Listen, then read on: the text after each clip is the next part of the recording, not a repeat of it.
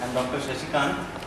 I completed my MBBS. MBBS means it's a modern medical graduation, followed by MD in Yoga and Rehabilitation, plus MSc in Applied Psychology. So I started my institution back in India. So when we met Manisekhan sir, and we just discussed how yoga therapy can be implemented from the very back from India to here in Malaysia. So it's a very new concept we are trying to apply or trying to convince or trying to give it in a clinically evident manner to the people. So this is we are the platform people who are listening to this for the first time in entire Malaysia, because up till now yoga as a therapy is not much being taught, and when now it's being medical graduation people or yoga masters are being involved together in one particular platform, that I can very surely tell that within 1 year or so we'll be starting our dream International Yoga University run by our master Manisekhan sir. So for that it's a kind of initiation. So we are the part of it. I'm very happy. Start the class.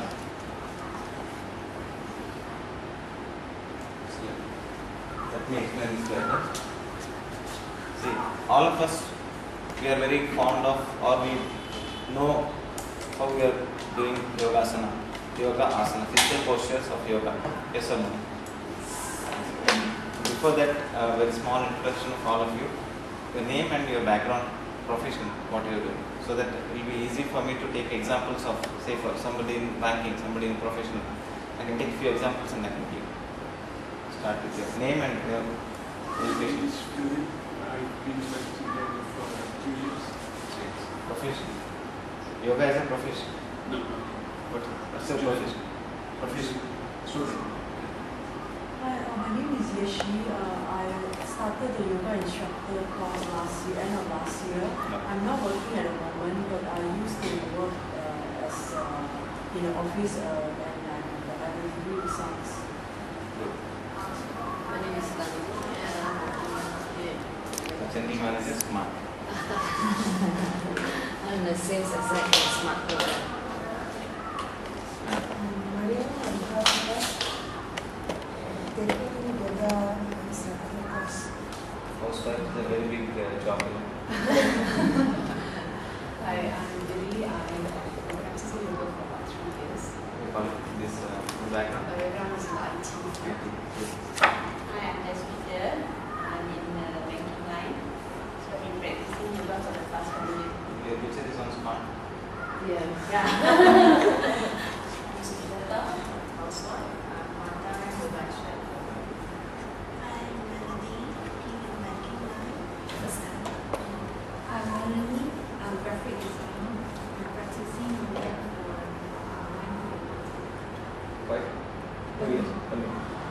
I'm NK. I have been practicing yoga for 7 years. 7 years. Yes, and I'm with the oil and gas project. My name is Kim. Automotive. Automatic. My name is Annie. I practice yoga about 3 years. Okay. Working as a service assistant. All the yoga instructors or yoga learners who are practicing more than 3 years, 2 years, please make sure that let us give very critical comment of whatever I say. It should be very, very critical. Why you are saying this, something like that. All the IT people or banking people or professional people, just make sure that during the class, if I ask some questions like what are all problems in that particular field, to make sure that you will answer. Say for example in IT, people sitting in front of a computer for more than 6 hours or 8 hours, they'll have carpal tunnel syndrome. They'll have excessive burning sensation of eyes, something like that. This examples I'm giving. Shut our plans. Before going for slides, and let me use this platform. What we are practicing in ancient Indian texts, this one I'm going it as a evidence based, where the text has been given. Yoga Vasishtha is one text which gives existence of 5 different bodies in a one particular individual. What is it actually? Ancient Yoga Vasishtha, YOGA VASHISTHA. Yoga Vasishtha says there is the existence of 5 different sheaths or bodies in an individual. please comprehend this one with your intellectual ability. First body is in Sanskrit name Annamaya. Annamaya Koshalis. It exactly means physical body. Physical body, imagine. Physical body. What else we can have? Just physical body plus Pranamaya Kosha. Prana is vital energy. Vital energy field. So that's one sheet. They'll consider that one as the one different body. Body means not exactly physical body, but in the entire framework of an individual, there are 5 different existence. Physical body, vital body, emotional or mental body, intellectual body, and bliss body. Can you logically agree this? You can? So there is a physical body, there should be something inside to function. Otherwise it's as simple as dead body. No? There's something that is required to function. That's a vital energy. Your heart is pumping, your food is being digested, your vision, your brain cells are working. All those. It's a vital energy. So that's equal for all. No? We are going for that concept. Yoga, usually most of the time they consider it's a segregated portion of a religious practice. It's exactly not. So that's why this is a big platform wherein every individual has this. No? Every individual have a body, every individual have a vital energy. If we have body and vital energy, what else we need to have? Emotions to respond to your family, to your friends, to your social environment, to your public. There should be some emotion to comprehend and respond. So that's the emotional body. To analyze and work on. See, we are saying bank people, you are in a company, you are IT person, you are a housewife. You need to do something intellectually every day, apart from physical, your vital energy and emotional. You are doing something very intellectual. Now you are all sitting and you are listening. That's the intellectual analysis already going on. So that's another sheet, another part of existence, as intellectual body. So everybody wants one thing in their life and want to avoid another thing in life. What might be that? Everybody wants everything. What we do is just for one thing. In Sanskrit there is a saying that Sukha Prapti Dukkha Nivritti. Everybody wants happiness. Everybody wants to be devoid of misery. Yes, sir. Whatever we do, whatever. So that's very general category. So a bliss, silence or a happiness, that's another state of existence. Few of us we have seen thriving for peace of mind, thriving for happiness. They'll be having everything. Physical body, emotional body, vital energy, everything is there. Intellectually they are very sharp, but still not happy. Have you seen? In a smart program you will see few of the people. So this is a logical conclusion that there can be existence of 5 different sheets, 5 different bodies. Can I ask questions along the way? Along the way, if you want to ask, if you want to sit for a long time, I don't mind. No, I can. Should I wait until the end to ask questions or can I ask? End you may not remember, you can ask now. Okay, I just want to know whether this layers that you talk about, so are they separate layers? It's not separate. They all. It's a water. It's not a very watertight compartment. It's all interlinked. But the only difference is whether you are balanced, whether you have more of this and less of that. Yeah. That's the difference. Yeah, that's how I drawn this. There are 2 different representations of the same concept of 5 different sheets. This is inside out. This is outside in. Say this one gross physical body outside. Inside the physical body is a vital energy that we can comprehend. Heart is beating, your breathing, your brain cells are working, your food is being digested, there is a blood circulation. Vital energy inside. Then emotions inside. Then your intellectual body inside. Then your bliss body inside. So this is the actual representation of a 5 different sheets. I will not say right or wrong, but this is the most preferred. So most other Indian way, when you go back to India somewhere, they represent this way. It's because it's an expansion. Gross physical body, this is small compared to your vital body. In that way they expand. So this representation doesn't mean it's all watertight compartment. our intellectual field may be very big. In one particular field, yes, definitely yes. In your IT field, your intellectual level is big compared to all of us. In a banking field, your intellectual ability is totally different. In that particular aspect is different compared to all of us. Yes, sir. So that's one way, another way of representation. This is most preferred. We can understand. This is based on expansion of that particular sheath or layer. Very good question. It's not a watertight compartment. I'd like to take this off. What is the bliss mode? Huh? What is the bliss mode? This body is a happiness state.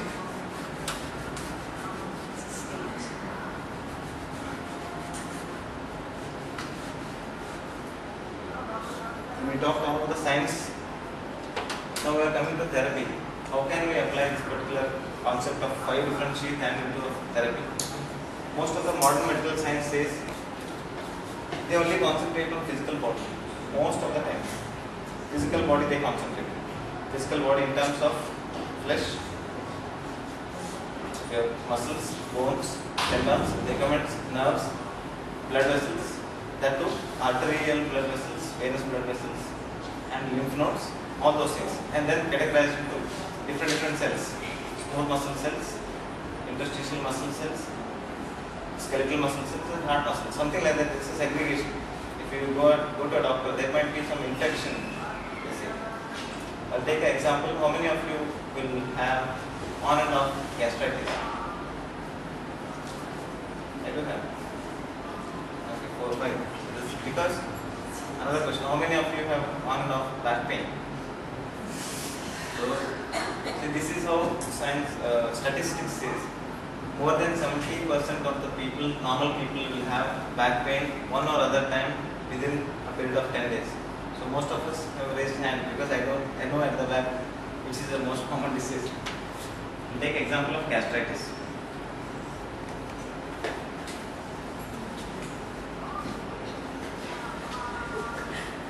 If there is a gastritis, what doctor will do? What modern medical doctor will prescribe? Which medicine? We know that medicine also. Antacids. Gastritis, more acid, antacid. Yes? Very simple, no? Treatment. More hydrochloric acid. You are cutting it with the antacids as a treatment. Okay, this is a routine which is going on until now. Now there is a science wherein you are trying to go to the root cause. Why this gastritis? Why there is a more hydrochloric acid? There are different stressors.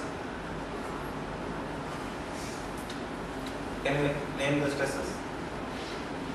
Housewife working at home, getting children ready to send to school, that is also a stress. Different stresses. Financial stress, job stress, career stress, workplace, everything. It increases your sympathetic tone. Have you heard of adrenaline rush?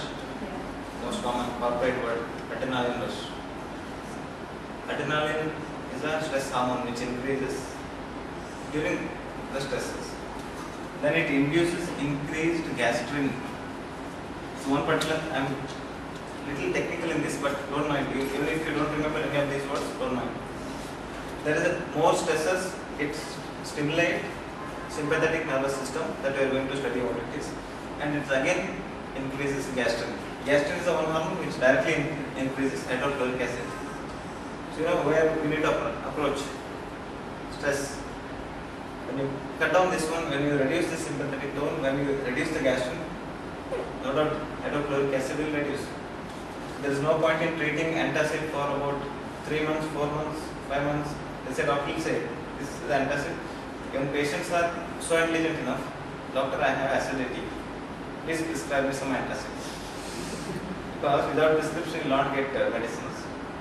And internet is a one big thing, worldwide web, mad web. That any information you will get, all the details will have. Sir, I have a neck pain. I don't know, is it stiffness or is it a sprain, is it a spondylosis? You'll say all the differential diagnosis. Doctor will say, okay, you know already, you go get this blood test done, get this X-ray, get this MRI done. Okay, all the things will say. Even a lab technician can also say that, oh, you have cervical spondylosis, take. Go for some physiotherapy, do some exercise, 1, 2, 3, 4, finish. So that's how it has been technically, it has become worse and very wide. Super specialties, we have a difficulty. There is a gastritis. Gastritis induces headache. Yes or no? If you go to a doctor, he'll say gastroenterologist, you have to go and visit first. Oh, you have headache, please go and visit neurologist. Then you come back and visit orthopedic doctor if you have some low back pain or something. So that concept we are trying to cut down, even at a corporate level. Cost, health cost, what the company pays, employer pays is tremendous. If you are intervening somewhere here, then you are reducing number of these symptoms. They are avoiding this particular treatment altogether and going to the core of a treatment, sympathetic tone.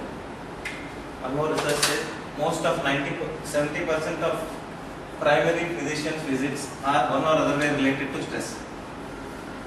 How much? 70% when you go to a family doctor, you visit not first time. If I have some symptoms, I will go and visit a family doctor.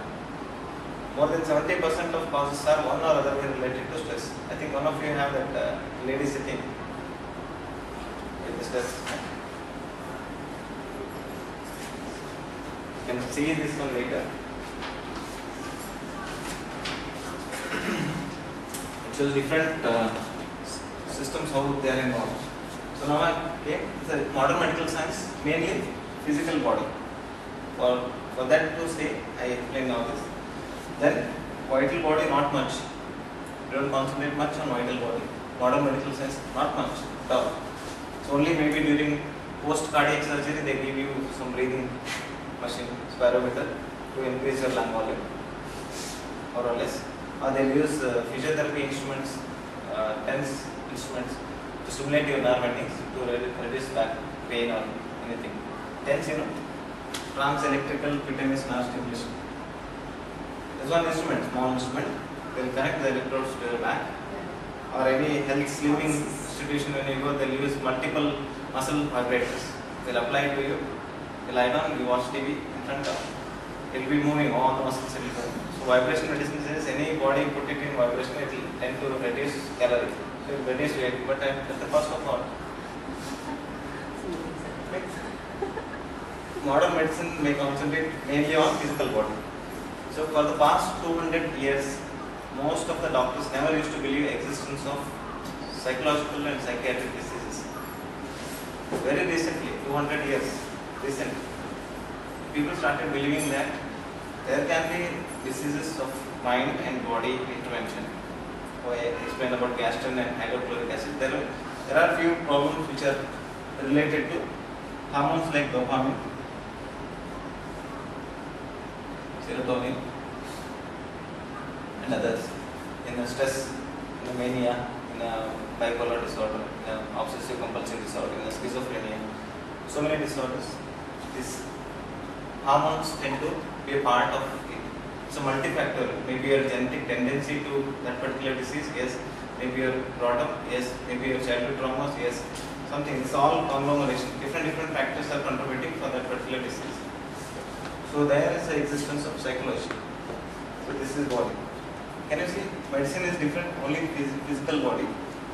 Mental body, psychology, psychiatry, psychotherapy, hypnotherapy, biorhythms, tai chi. It's all mental. Yoga. It's all mind-body correlation. Vijnana mind question. Increasing your intellectual capacity. Say for example a diabetic person. How many of you are diabetic in your on diabetic? Intellectual ability. Eating potatoes will increase blood sugar. This is knowledge. But a person will be there who controls everything, but his only habit is eating chips. So indirectly he doesn't know it, but eating starchy food can increase blood sugar also. He doesn't know. If he knows, he can control. That's the intellectual correction. You know? Awareness of that particular disease, awareness towards yoga. Now coming to that point, awareness towards yoga. You're doing some exercise, some asana. Shall we do or no? Keep your both hands in front like that.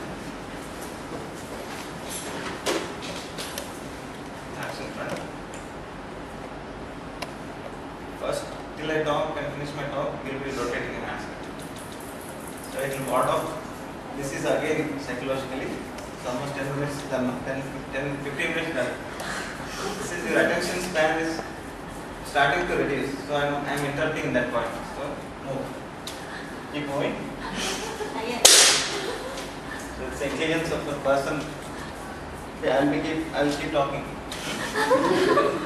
Intellectual level, so correction at the intellectual level.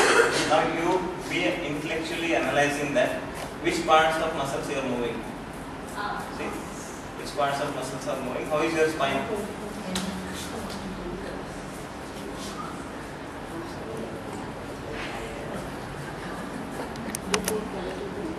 Which parts of muscles you are moving? Upper arm. Can you specify? Shoulder. Shoulder. Can you specify? 7 years of yoga. That's how it counts. That's how it counts.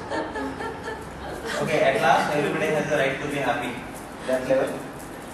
Most of the practices which increases happiness. Anything again, Tai Chi, biorhythms, autogenic trailings. You stop. No, never for this. Stop the practice. Slowly release. Slowly release. Today night we will have game. Where? Specifically deltoid. This is the deltoid muscles. Can we be this specific after learning yoga at least for 1 year? Can we be this specific? Or we should be? Or we should not be? Because yoga teaches everywhere we go, we tend to have a humiliation that this is a real fact and it's not again research humiliation that it's a kind of religious practice. Yes, no doubt yoga is a system devised by, accidentally discovered by so-called Hindus, and it's not their right to grab to that. And others, why can't others get benefited out of it? You know, that's a science, pure science. Am I explaining all the things into science or religion? Science, it's total science. So all these 5 aspects of the existence yoga touches. Believe it or not. Physical level, yoga, asana, kriyas, diet modification. I am combining here modern medicine, psychology, mind-body medicines, other hypnotherapy and other things, yoga, your modern medical treatment. I can include modern medicine here, treatment, physical body, yes, yoga, asana. Say for example diabetes, I am giving a tablet, plus special techniques devised from yoga which may affect in controlling your blood sugar. Yoga, kriyas will help to cleanse your body and reduce the blood sugar. Diet modification, diabetic diet, hypertensive diet which is less of salt, less than 2 grams per day. Lipid, high cholesterol diet. Can you see the combination now? Can you see the combination? Modern medicine, yoga, asanas, kriyas, diet modification. So that's at the physical level. Okay. Second, coming to which is the second body? Prana. No, this is second body. Vital body. Vital body where, say if somebody dies, what do you say? He left. Who left? Who left? The prana, what do you say? Prana, chi, zi. You know? Chinese people they say chi is energy. Zi, Japanese, they say it's energy. That particular vital energy is lost through the route of respiratory system. I mean, that's why they say Mahaprana. You have learned this? Why can't? Yoga therapy. Yoga students, they should know this. The drawings are very worst.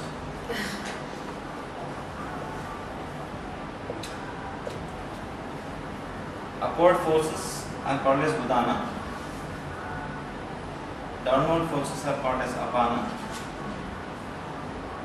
Balancing forces are called as Samana. I'll explain.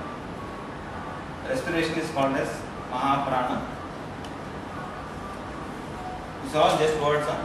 Sanskrit words originally described through text and what it means for us. That's all. Then throughout the body, Vyana. Apana, downward forces. Which are all those? There are forces of our body which are downward. Urination, defecation, procreation. Yes or no? Downward forces. Upward forces. Sneezing, coughing, spitting, talking. All this upward force.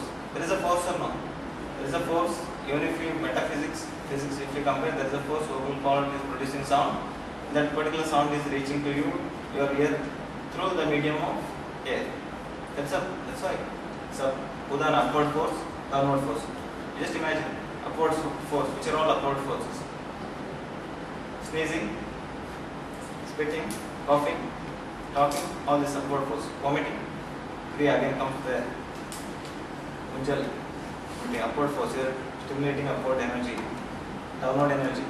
You are trying to control this Mooladhara, Ashwini Mudra. You are trying to work on Kundalini things.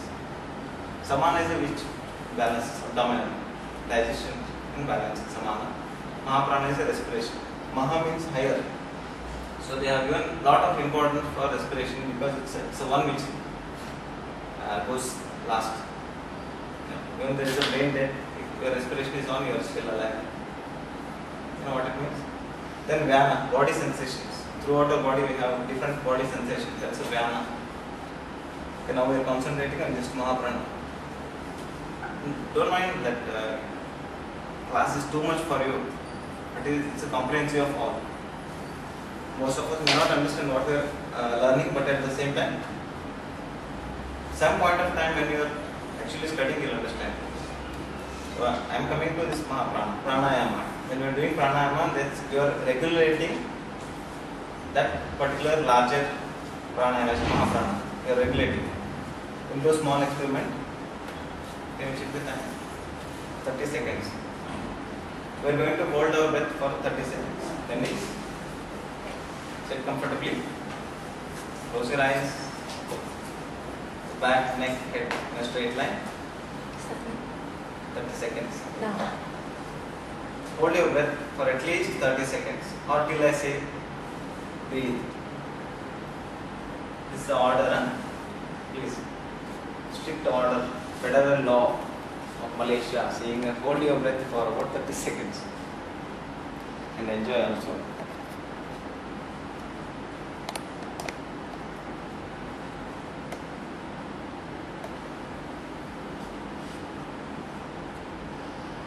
One more indirect suggestion for you.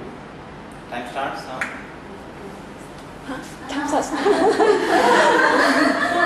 What happened? We started already. I know. How many you could hold for long?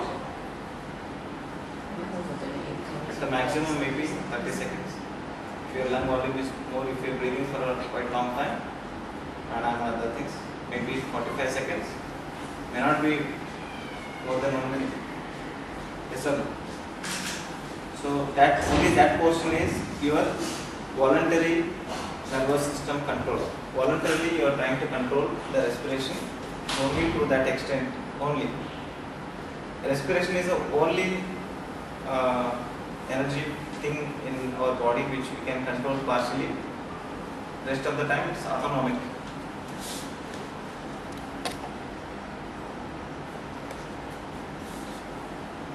Autonomic means involuntary. There are two systems, voluntary.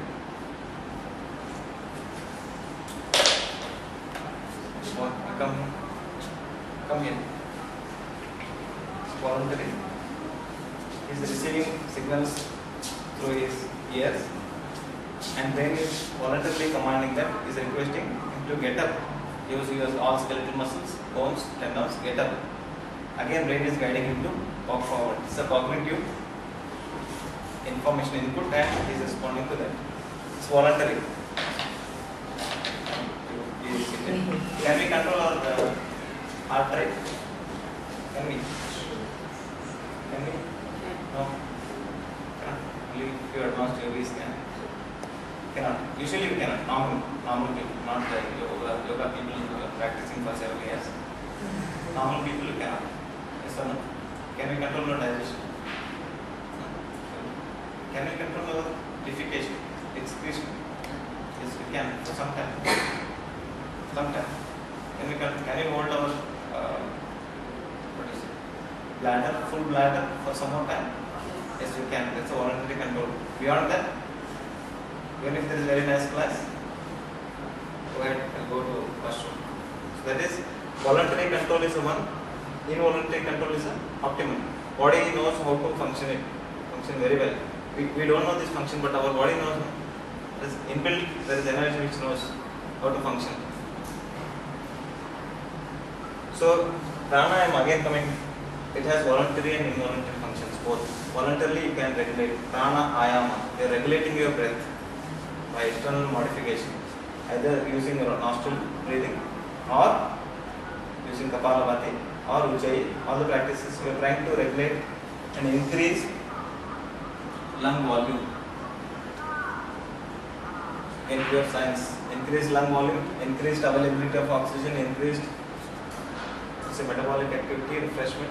That's why people who are doing yoga, sincere yoga, and following all the Yama Niyama, they can go to any extreme. They can be in Himalaya with very less clothes, still maintain their body regulation, temperature. Especially one research conducted in, I'm saying that, too much talking, pranayama. So that has that particular potential of treatment increase. Can we control our anger through this pranayama? We can. So corporate techniques, using this breath as a tool, you can work on anger management, apprehension, and all those. Emotional strengthening, emotional intelligence. So yoga also says a discipline. Anybody who can do yoga asana in a gymnastic way, very flexible, is not yoga at all. It's just physical posture, you're touching one aspect of that physical posture, that's all. You're doing perfect yoga, at the same time you're not able to control your mind, no use. So there are yoga discipline, full yoga discipline says there is a strengthening of your mind also. In all the religions of the world, they use beats. They use beats to chant. These beats. In all the religions, they use something like this to chant. Christians, Hindus, Buddhist monks, Islam also. There is a white color Islam. During namaz, after the namaz, during the reading the Quran, they'll do the chanting. Why? Why they might have suggested that? Religion in touch, in tune with science.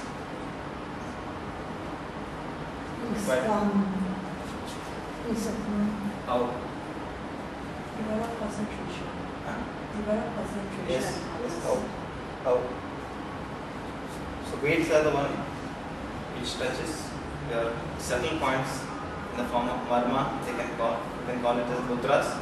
You hold mudra. Why you hold mudra? How? Any medical research?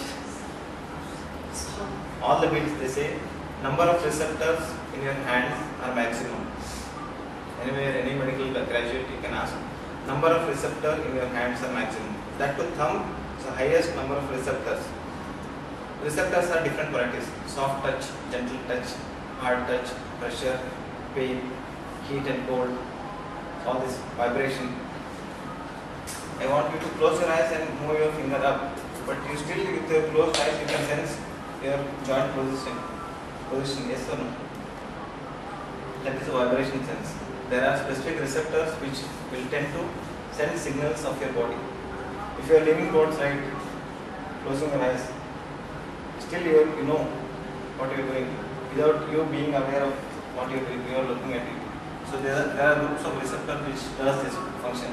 So hands contains maximum number of receptors. Thumb is the maximum. So most of the religious people, they use thumb.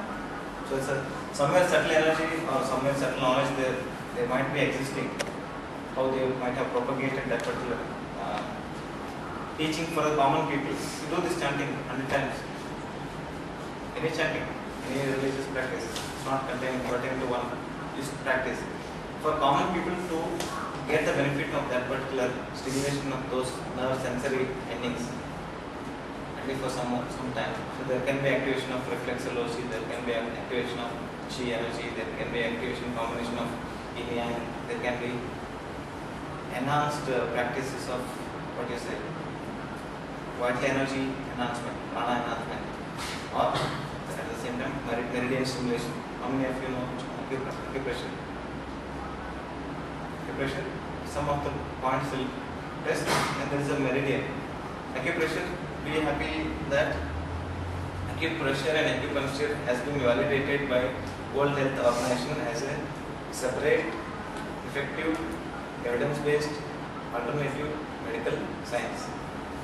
It means that most of few of Chinese hospitals have seen through, I have not visited anywhere, but I have seen through my research work, saying that during anesthesia they use acupressure, acupuncture to reduce the medication dosage of anesthesia. It's good or no?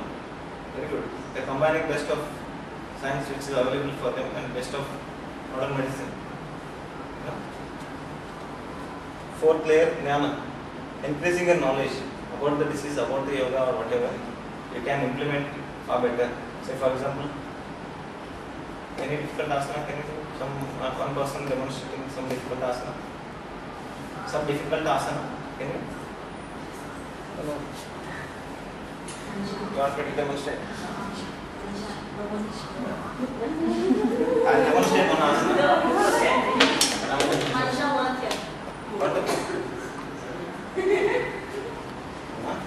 It's only during the competition. Okay, you see, knowledge-wise, how it can be, how it is now. You will all the 4 years, 6 years, 3 years people, let me know which is this asana.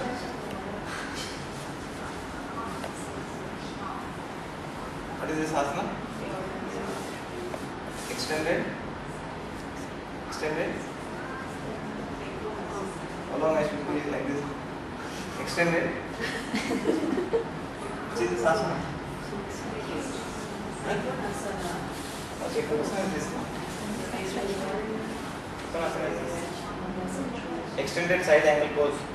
Is it?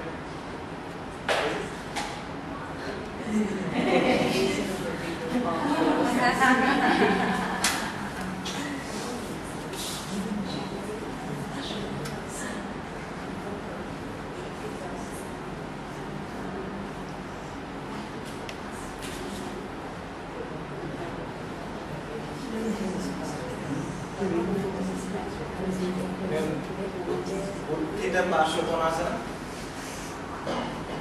No one? Okay, extended side angle pose. Is it the same? 7 years of yoga.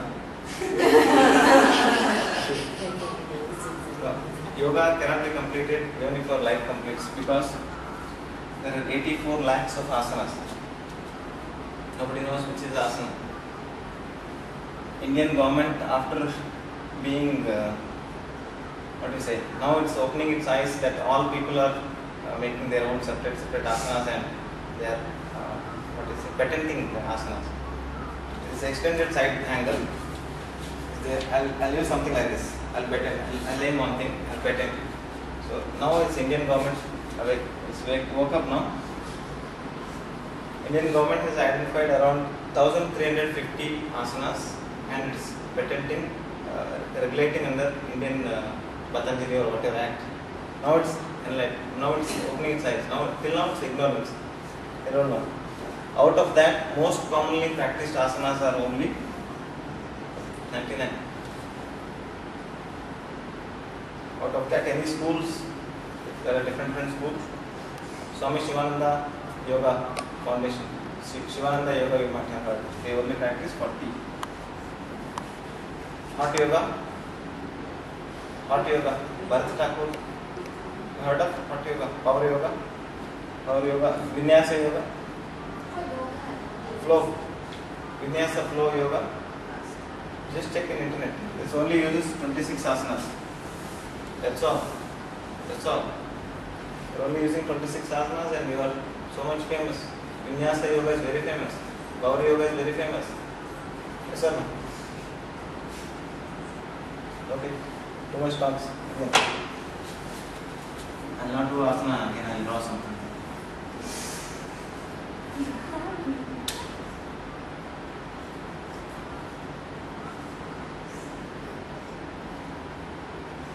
Okay.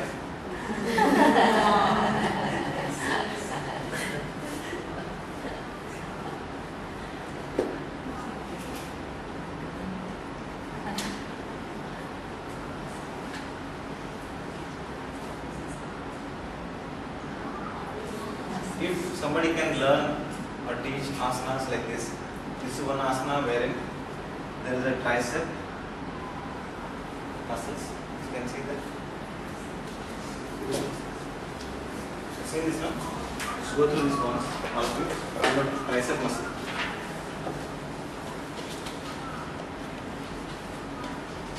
Internal oblique.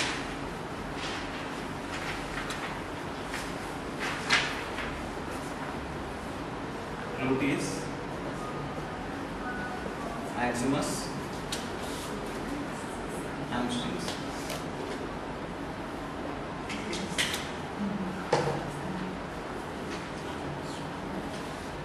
gastrocnemius, quadriceps.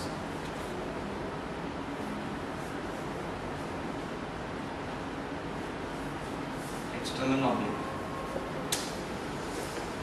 If we can know the perfect anatomy, it's not anatomy, learning anatomy like a medical doctor. I'm not talking about that. Just at least names of the muscles, names of all the muscles, because there is a difference between yoga therapists, fitness instructors. They might be knowing some of the names. Fitness instructors. Let's say physiotherapists, they will be knowing a little more. My request now is yoga students have to learn at least naming of the muscles. How many groups of muscles? Superficial or deep? Okay. So what you work is for trapezius. This one you are working, and your hand muscles. Okay. If we can learn something like this, these are pure science. Then combine this with any fitness expert can learn, any physiotherapist can learn. Physiotherapists and doctors have advantage, they know all the anatomy. If they come into yoga, then for common people like us, it's difficult. Physiotherapists are authorized to practice anything, any exercise. They can take this yoga. So yoga students will be left behind. Any people will be left behind because of lack of this understanding. How many muscles are there? Honestly, there are around 650 muscles, skeletal muscles are around 206 bones. Can you just remember these many names? Remembering, okay, can you identify? There are so many bones here. So humerus, ulna, radius, carpal bones, tarsal bones, ankle bone, tibia, fibula, patella, femur, hip joint. In hip joint there are three. This ischium. Vertebral column there are seven. Cervical, thoracic, lumbar, sacral. Okay. Scapula. I'll teach one exercise which only concentrates on these groups of muscles. Usually we don't concentrate this. We'll do that. See, you can do. Actually, they say you should not do, because he is the one who is teaching. In our medical science, we used to use dead bodies. What is it? Actual. Most of us they used to joke, what this fellow standing here like this. But it's the greatness of that particular skeleton. Even being dead is teaching. Great, no? Being dead is teaching. So, facial, few beauty people, To enhance the facial beauty, there are few specific techniques. There are 36 groups of muscles which use for smiling. 36. We have to find out 36. I will be saying here 36. We have to find out is it true or wrong. If it is not true, let me know. So anything which said, don't take it word. Maybe wrong, maybe right. So don't believe anybody till you convince yourself. Okay. Now it's a new concept which we will be starting soon here in Malaysian Yoga Society first time. So learning yoga in this particular pattern. Like it or not? Like it or not? If you tell this thing to anybody, any physiotherapist, oh, you know all the muscles. This is the tricep muscles. This we call love angle. External oblique, internal oblique muscles. Yeah, this is gluteus muscles. This is hamstring muscles at the back of your knee. I'll teach you few hamstring stretches now. This is quadriceps. This is gastrocnemius. It's a fan-shaped muscle at the back of your knee.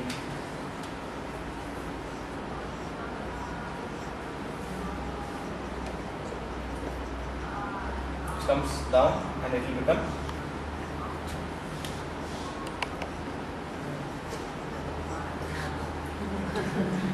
Achilles tendon. Tendon. Achilles. Achilles. It's a gastrocnemius. Under that there is another muscle, soleus. If you can teach anybody like that, so all people will be behind you. Any physiotherapist, any therapeutic exercise person, any instructors, right? Or yoga students also be that competent. No? That competent. That will be starting it soon. I'll not take this on. And what we are talking here is still not yet finished. Last is, say it's an intellectual body. This is a feed for an intellectual body. Last is a bliss body. Everybody has the right to be happy and avoid of misery. Yoga has a techniques where you do meditation. Meditation just to achieve silence. No? Silence itself is a happiness.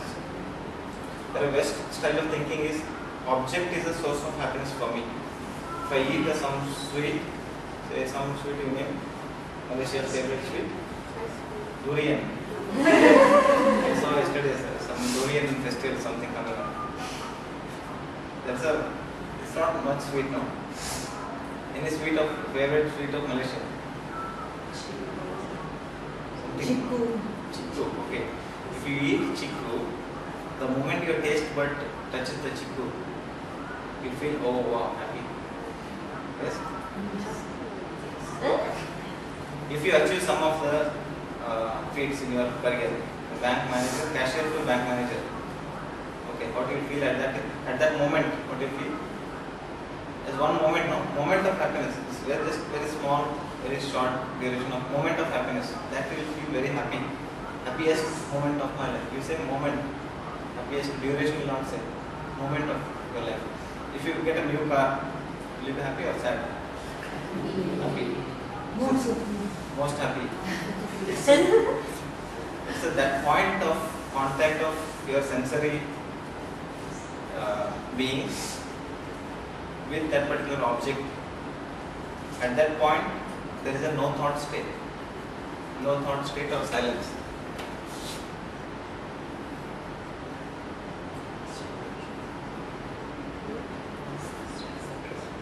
Silence.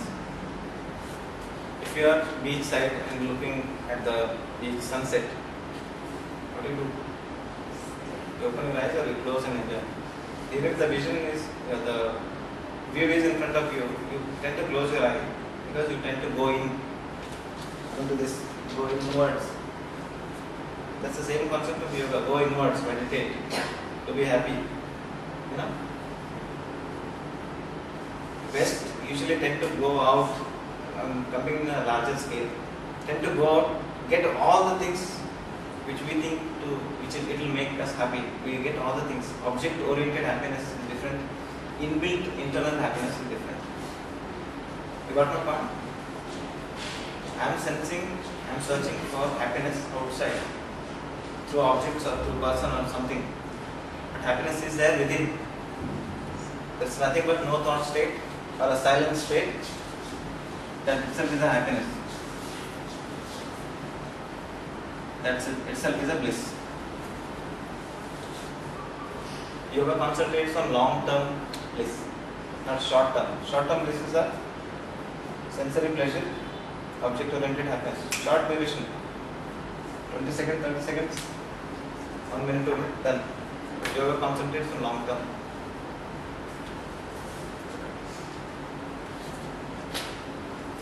Now we'll start. Any questions till now?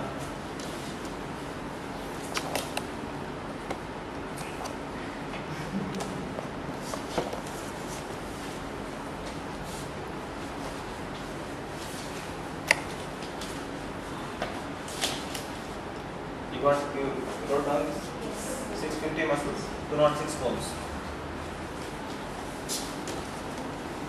Listen, I will not take much time. We will go fast.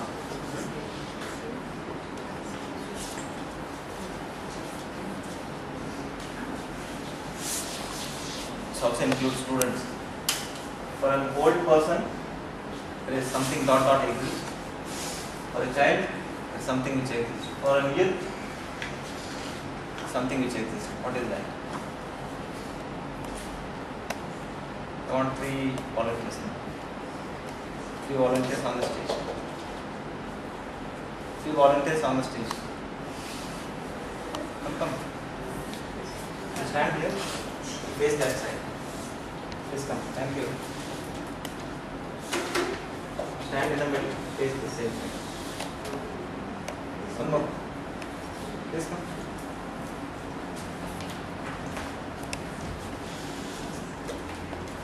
Okay.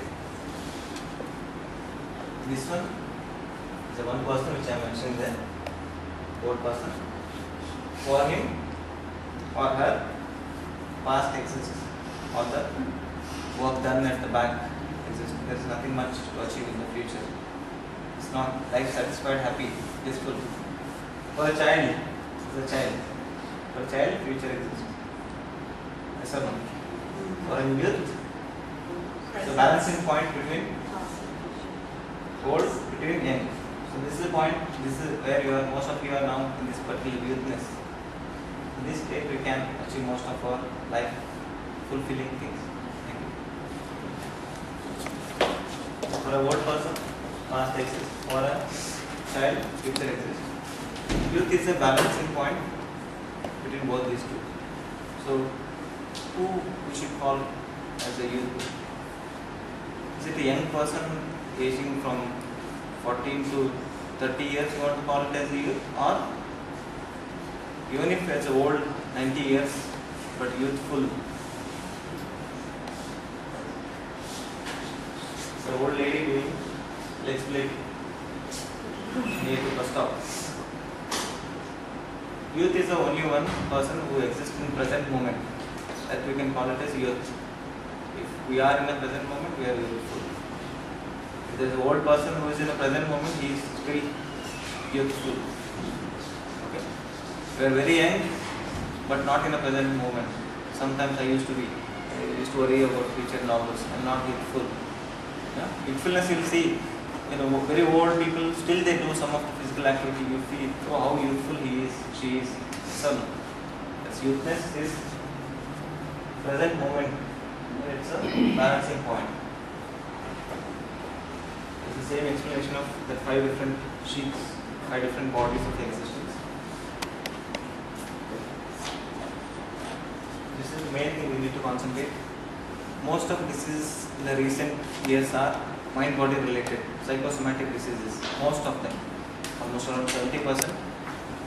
Cancers and other things, rare, but it's not exactly mind-body related. But common things like hypercholesterolemia, diabetes, constant back pain, constant migraine frequencies are increasing, hypothyroidism, asthma, modern urban respiratory diseases are increasing on the high. If you go to village side, there will not be much respiratory problems because sulfur and carbon monoxide from the traffic. So there is the existence of 2 different nervous systems which are called as sympathetic and parasympathetic. I will not take you much time. So you are very quiet now. Keep your eyes closed for 1 entire minute. observe your breath. Try to identify your heartbeat, heart rate also. Keep your eyes closed. So it's another session wherein attention span is reducing. So I am trying to alter the mind. If you have back pain or anything, you can use the wall support.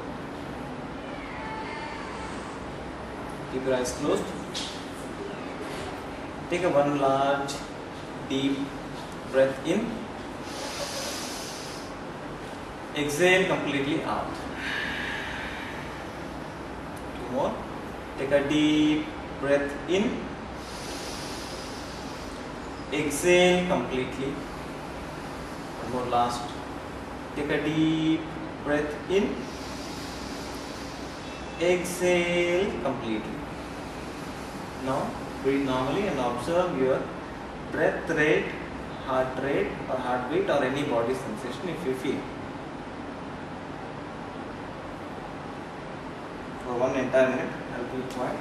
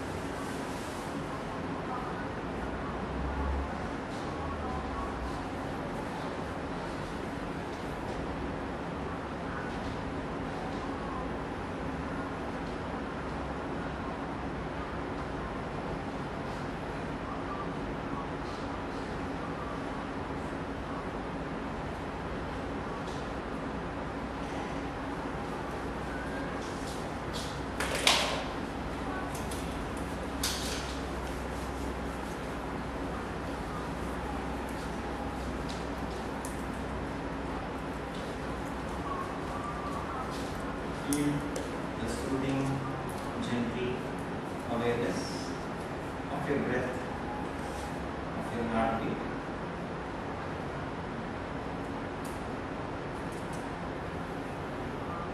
Be into the state of absolute silence from within.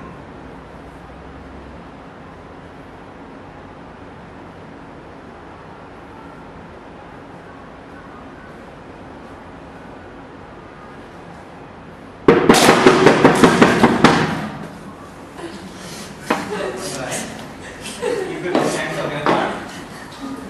Keep your both hands like this. Is there any change? Any change? We thought of making very huge noise, but we could not. Any change? Any one of you? Good. I feel some change in her. 1, 2 maybe. What change? What is the difference between 30 seconds before and now? There's something now. This is the theory. This is the theory. What you experience is the practical. You'll never forget. What last time? What I used a real snake from a snake charmer. Teeth removed. The snake was there, just left. in the class. Very huge noise, very huge shouts, cries, somebody running here and there. And the snake charmer came in, caught it, then we sat down. Feel that response, how it would be? Yes. Scared, then fear, then fight. But if you have somebody male, you try to kill it. Fight or fly, run away. In that your respiration will increase. You could notice, I could feel that. Respiration increased. You suddenly became like that. What is happening in this silence, meditative posture, relaxation? Your heart rate increased, respiration increased, perspiration increased, your alertness increased. Your body has responded, your skeletal muscle contracts fast, it will be tight. That is the nervous system which prepares you to either fight or flight through the involvement of stress hormones in the form of adrenaline and noradrenaline. This is what response you got. External disturbance or stressor. Your kidney, above the kidney there are two small glands, 3 by 10 centimeters, which are called as adrenals, which secretes stress hormones. And stress hormones will prepare for you what you underwent. This prepares you to fight or flight. After some time now, you are okay. The heart rate come down normal. That's another nervous system which brings back the normal state of resting and digesting. So one nervous system, two functions: fight or flight, first one. Second one, rest and digest. Simple, no? Another story. Most of us like a story, no? It's an age-old story. There's a caveman and tiger. What should be the response? You tell the story. What should be the response? Same. Either you are fighting or running away. That is the stress response. So there are two types of stresses. One is the eustress, E-U-S-T-R-E-S-S, eustress. Another one is distress. Distress. I am in distress. Will say no. So eustress is the one which, at an optimal level, it will increase your adrenaline. At the same time, it will not have any undesired side effects on your body. That is a normal stress pattern, which is healthy for your body. Normal positive stress. You can call it as a positive stress. There is one more thing. If the same stress goes beyond certain point, it will become harmful for our body. Let's say how the disease can induce. If the same stress response what we have is for long term, maybe 4 years, 5 years, we will tend to end up in constant rise in blood pressure, constant rise in heart rate, constant state of anxiety. We will tend to hypertension. It's a common concept, same concept, easy concept. So that's why I said sympathetic tone. I said no. So this is sympathetic tone. So olden days is this pattern, but now days are changed. Modern medical challenges, modern lifestyle challenges are getting up early, preparing children for your school. Your breakfast should be ready in time. You should send your husband off, housewives off to school. Then at around 10:30, it's also same. From 10:30 to 1 o'clock is a housewife's time. Specific time. When washing and cleaning, she'll finish around 11:30.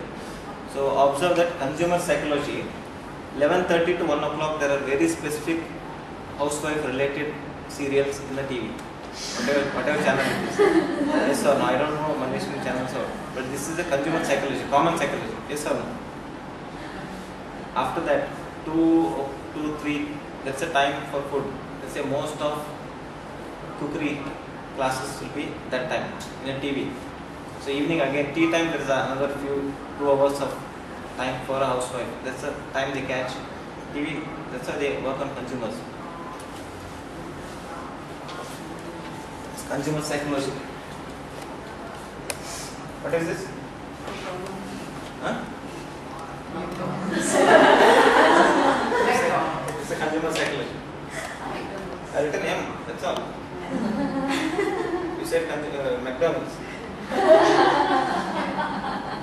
or no? This is consumer psychology. One challenge to any McDonald's eaters. Go to a McDonald's or a KFC or any company, ask them for nutritional list. And one hamburger, pizza, what is it? It's called as something which looks like this. Burger. In 1980s, the burger size used to be 250 gram. Now it's increased. You see combo burgers. Yes sir. Yesterday I saw Happy Meal, 5.65 ringgits. Yes. There is one research conducted by one of the Hollywood actor on McDonald's, saying that he will evaluate his entire physiology first day.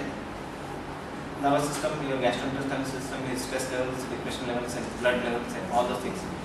Then every day morning breakfast is McDonald's, afternoon meals is McDonald's, evening is McDonald's, everything is McDonald's for 30 days. At the end of 30 days, there are very horrible results he underwent. His entire gastric system got imbalanced, his cholesterol levels were very high, his libido was very less, his depression levels are on high, he has got a lot of triglyceride fat in the abdomen. This is research, you just check in YouTube somewhere. Research done against McDonald's, valid scientific research done against McDonald's. If it is an actor, the acceptance will be larger. So that research has been already done. So that's a consumer psychology. McDonald's mainly concentrate on children and young adults. Nobody concentrates on the old people because no money there. Very young, white Transformers toys are available in McDonald's. McDonald's lunch you will get a toy. So that's one psychology where child drags entire family to the McDonald's. That's psychological, forget about that. There is a no yoga as a therapy should reach to this extent. The moment you say you should know it's yoga therapy, kind of. Okay, that's our idea or concept we want to build. In Himalayas, it's very difficult to reach there, no? Pepsi and Coca-Cola are already available. What might be the strategy, how they were working? But not from Himalaya that yoga techniques are not coming down. Okay. So one example of eustress, normal stress is getting married, stress. You won a lottery, so you feel that excited state. That's good for you. That's positive state. You got an increment in your job, promotion. That's a positive stress. This stress example, you can give a lot of money. Death of a nearest family member, loss of a job, loss of money, bankruptcy, all those things. They have a negative impact on your body. I had underwent some of the insomnia things. There are few issues which my research work was not coming up. You will not get sleep. So that's how mind and body is interlinked. You know. We won't go much deep into this. I'll give this slide to you later. This is the first ever research available for any of the alternative medical practitioner. It might be anything. It's from Dr. Herbert Benson of Harvard Medical Science. He has proposed the relaxation response, which is exactly opposite to what we underwent just now. A few glimpses of stress response we underwent now. It's exactly opposite to that, which says that it's one of the best research background for any of the people who are practicing yoga, Tai Chi, Qigong, Reiki, pranic healing, subtle mind-body techniques like biorhythm, hypnotherapy, autogenic training, all these things. If you say distant healing, that also may work through very indirect cosmic energy. If it is pure, it may work. It's still living.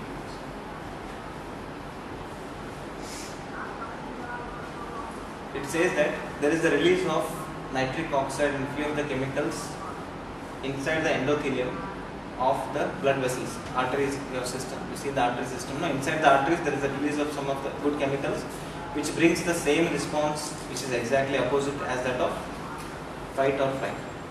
So he has written a book. If you can purchase the book and read it, it is the relaxation response, written in around 1989. He published his research in the year of 1979. Okay. Online it is available. therelaxationresponse.org. Just check that. It is the biggest support available for us. And now we are going to very technical things. When you meditate, what will happen? So again, another research is a research database we have. Source, I am not able to read the source, but somewhere.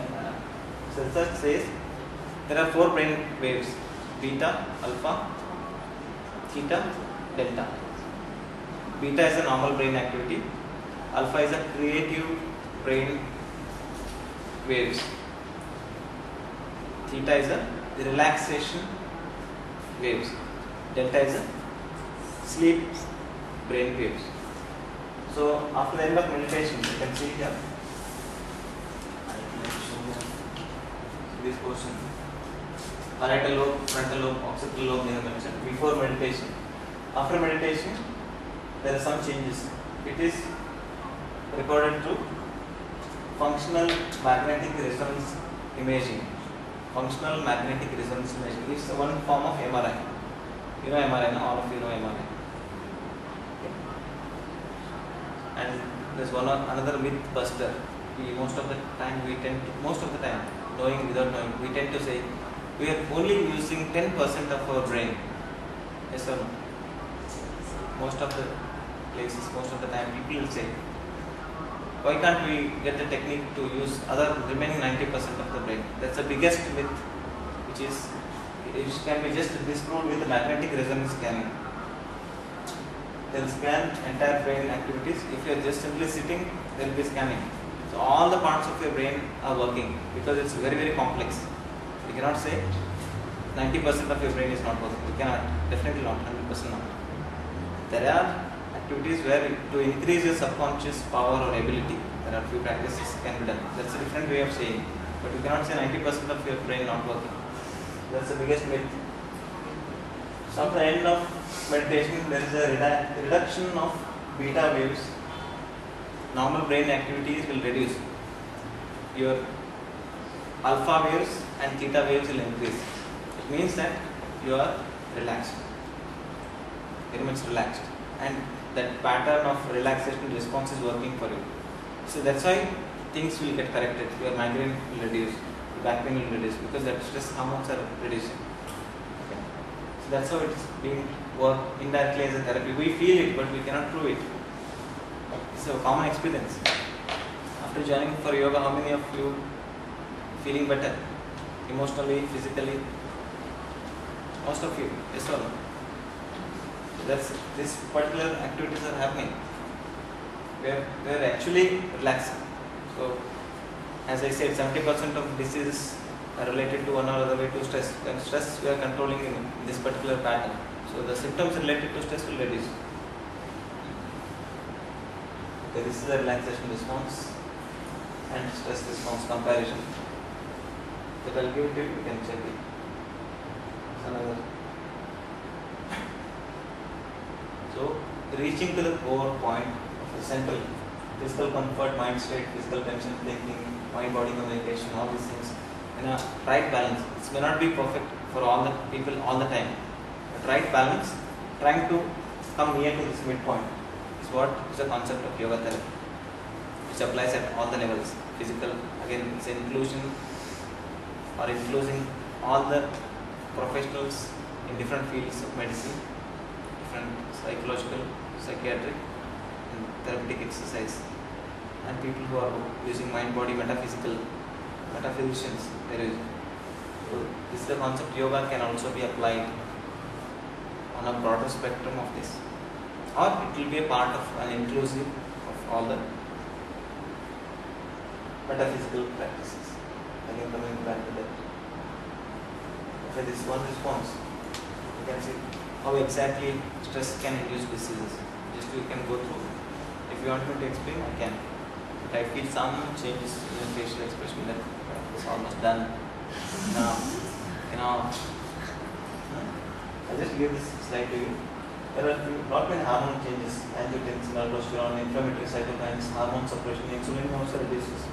When insulin reduces, blood sugar increases. Insulin is the one which opens the gate and sends glucose in the cell to function for its metabolic system. That's how it will lead to this is if it's more blood sugar for a long time, it will end up in diabetes.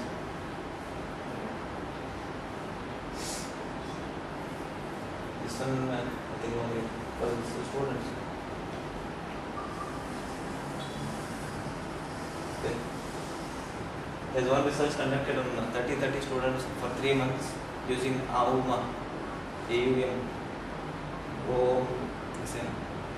It's a new concept which we are using 5 different resonating sounds.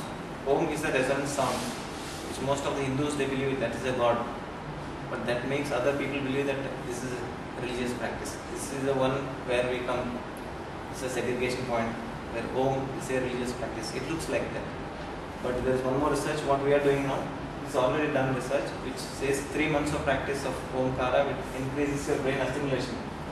All the information now you are having in your brain, the moment you go out, it will go. Because it's in temporary memory. When you reprocess, when you think it, when you see the slide back, then it will go to permanent. It's a temporary memory, rearrangement, permanent memory.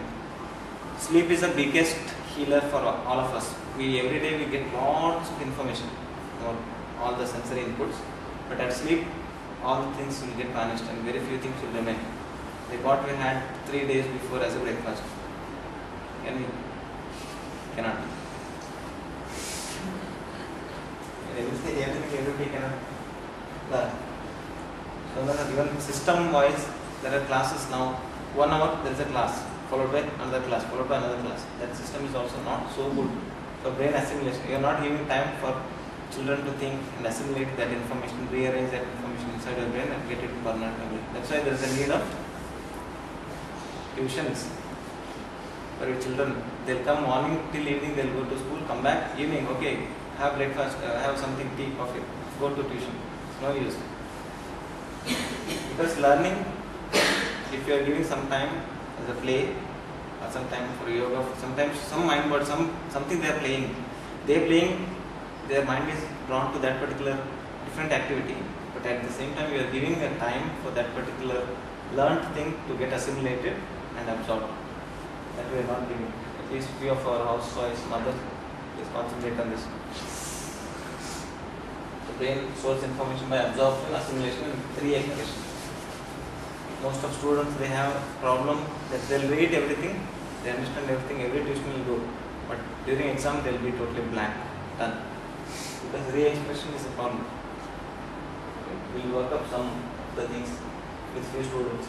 So here what we are using 5 different types of resonating sounds. Anything from your vocal cord which makes a resonating sound. I use Amin. We have devised Amin resonance meditation technique. Because Amin is a word which is most faith in Islam practice. We do wazu and all the practices. After that we do namaz. So that we will be using this particular Amin. This is some form of resonance, perfect phonation.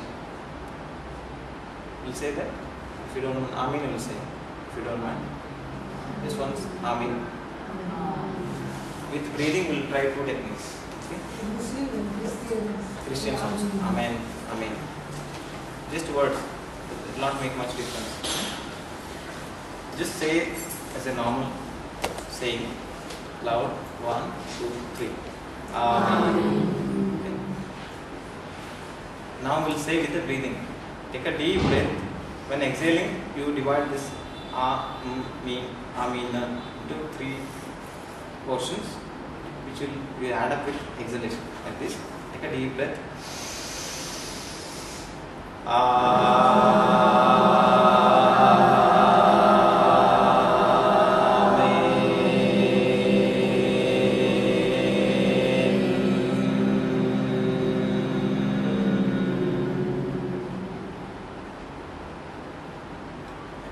absolutely will feel relaxed because it works through the physics, mechanics of resonance and reverberation. Resonance seen in physics somewhere.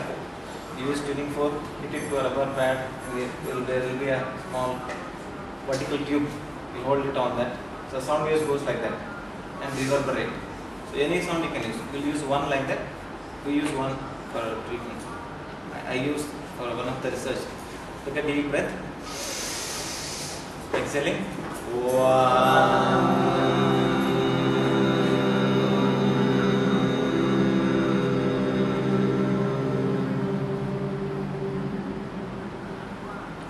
We'll use 9, the same with the closed eyes. I want you to feel how it feels. 9. 9. Something like that. Take a deep breath, close your eyes. 9.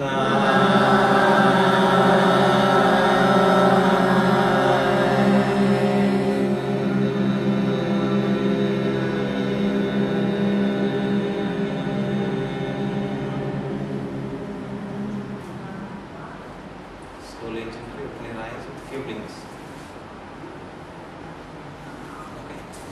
Where there is no acceptance, in Malaysia there is a yoga, there are few things that is not being accepted, thinking that it's a fatwa. I'm not wrong, I don't know much information. Fatwa, there is a fatwa against yoga. So most of the Malays should not practice yoga. So this is a bold decision from Malaysian Yoga Society. What we are trying is, we are giving yoga in absolute science manner, nothing else. I am using 9 as a resonance. What is the physics? What is the principle? Physics, resonance and reverberation. Can you use 9? We can use very well. Resonance techniques. So in that way we are modifying the basic principle. Basic principle is Omkara, they say. Nadanusandana, Om use that. Okay, no problem. The science behind that, we hold on to that science behind that, we use some other words. Could you feel more or less similar effect using 1, 9, Amin? Yes sir. That's how we should modify and change. That's a creative expression. And this is for all students. There are more than 5,000 books published every week in the world research. There are 2 world wars up till now. In the meantime of 5 to 10 years, there are 100 million people killed.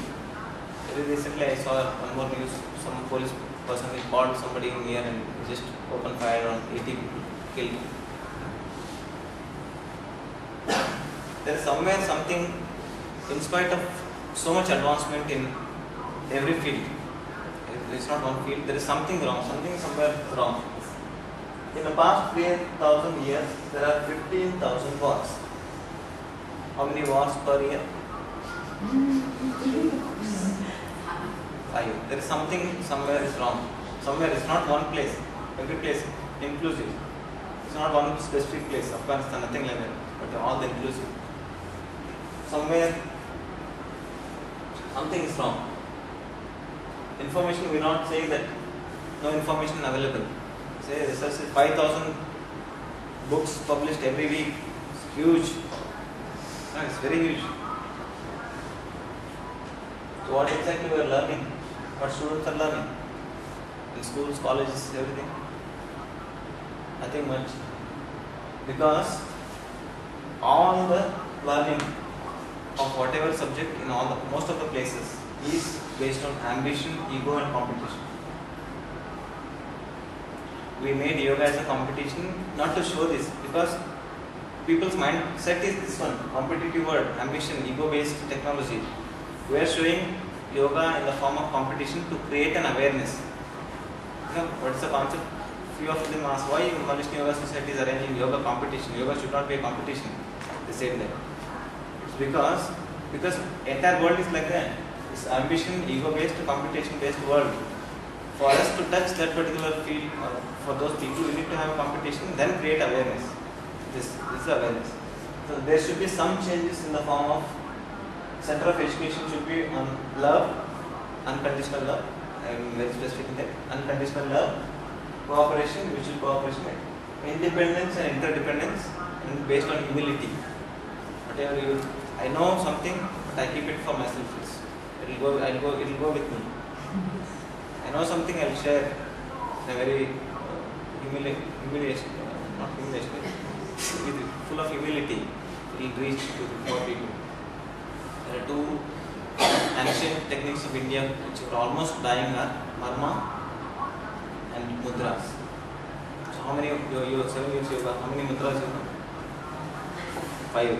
1, 2, 3, 4, 5. What is that? 5 mudras you know. Okay, those signs are dying, Mudra and Marma. So that we are going to revive through Malaysian Yoga Society. Few of the techniques will be giving it in a totally traditional ways. What was the second one? Marma. Marma is a vital point. In Tamil people they call Varmam. Varmam is ancient, developed from there. Varmam. Marma. Chinese they say, I don't know. So few vital points, meridian points. All those. So that's only principle: cooperation, unconditional love, interdependence, and humility. So yoga teaches all this. That's why it's different. In spite of all opposition, it's being accepted worldwide in one or other form because of this. Because it's based on, teachings are based on unconditional love, cooperation, interdependence, humility. So that we are going to incorporate through few of the children skill development training. Story time. Can you tell the story? Boats, there were times I was going in opposite directions. Cooperate rather than go against different way.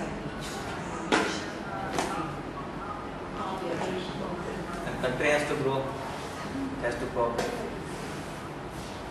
So you can use this technique in a different way. We can apply to all the people. Not very few people who are interested or something like that. Especially for you, it's information for you. It's like I think more than 70% people are from Bhumiputras. So remaining people who are very very interested in yoga and some of these activities. Okay. These principles can be applied. So general principles can be applied. Name, change the name. Apply the principle to all the people. Can we? We can. There should be political will, individual will also. So there are 3 different types of teachers based on authority, unconditional love, and when teaching you yourself become a child and teach. That will be more effective. So on the track of love, the train of knowledge flows. Okay. So especially for students, yoga uses both brain teaching techniques, left brain activity, right brain activity. Left brain is a logical reasoning based. Why this is so? It's this one. Right brain says, okay, I accept it. Dance forms, yoga, not yoga, dance forms, few of the instruments learning is more of right brain. Right brain people are more emotional. Left brain people are analytical, too much analytical. So segregate yourself what you are. Too much analytical, too much emotional. Try to balance these two. Try to learn both the techniques which you are deficient. Okay, there was an ancient epilepsy, fits. Epilepsy. There used to be a treatment wherein the connectivity to the both brains will be separated. See, for example, this is a brain. One portion of a brain has a epileptic signals sending from a neurons. To prevent other part of a brain to get affected, they used to cut middle portion. So what they used to feel, if they see from right eye, the picture they will see is a detailed picture. They can identify if it's a very beautiful scenery. Say for example, ocean, at the bank is a sun. They can make out all the details. There is a sun, there is a cloud, there is some bird, there is something flowing, there is one person at the corner, there is sand. They can make out the detail, but zero feeling. If they see through left eye, like this, they'll feel the scene very well, because you see both brain activities are being connected. This is a corpus callosum. It's one which tube which connects both left and right brain. Left hemisphere, right hemisphere. They'll cut that initially, before, not now. Now they will not use. So with left eye it's only feeling, no details. That's how it shows there is the existence of right brain activity, left brain activity in practice, in existence. It's not just a fake or something. There is a left brain activity separate, right brain activity separate. It's not for us, not for normal people. It's epileptic people. To prevent the epilepsy, they have been cut apart middle portion of a brain, and both brains will read information differently, same information differently. That's very funny. Youth are mainly based on impulsive, instinctive natures. So, to add up those things, we are going to add some vocational training activities, yoga games, few of the physiotherapy exercise-based games into youth training programs. Also can be applied for corporate training. A few glimpses of emotions, different emotions which will manifest and what it means. So this one you can refer at home. There are 7 different types of intelligence. Yoga touches all this. Okay. We'll do some practice. We are trying from stand up.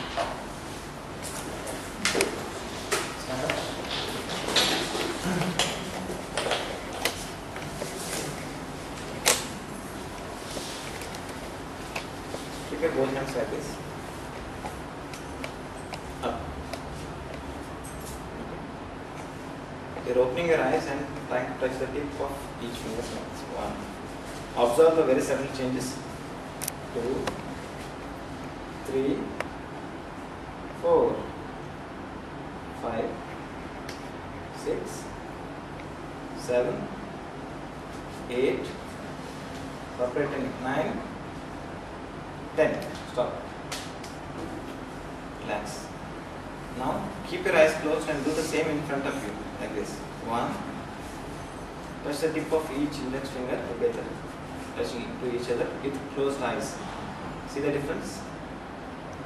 See, there is some very subtle difference you'll notice. Very few people can notice that, what I'm going to share. Very few people. There is some very subtle sensation. Stop the practice. Open your eyes. Now you do the same practice like this. Open eyes or closed eyes, doesn't matter. Keep your eyes open. Better to open your eyes. Open your eyes.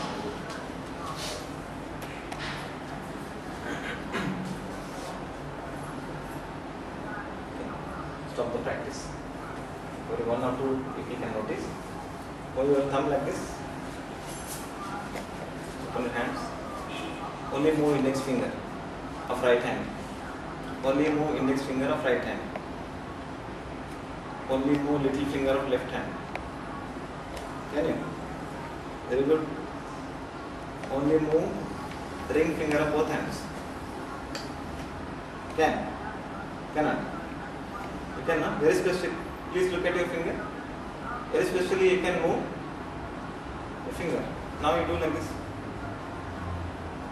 And touch. Okay.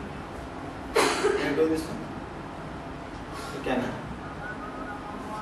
Now sequentially move the right little finger and left index finger. 1, 2, 1, 2. Right little finger, left index finger. Move sequentially. Left index finger, right little finger. Keep moving. Change the pattern. Left little finger, right index finger. Keep moving. You can slowly drop your hands down. Now see the difference. Please move your big toe. Okay, only one toe, only toe should move. You can, it's very good. See, come here. Please come. You can move your toe very well. Come.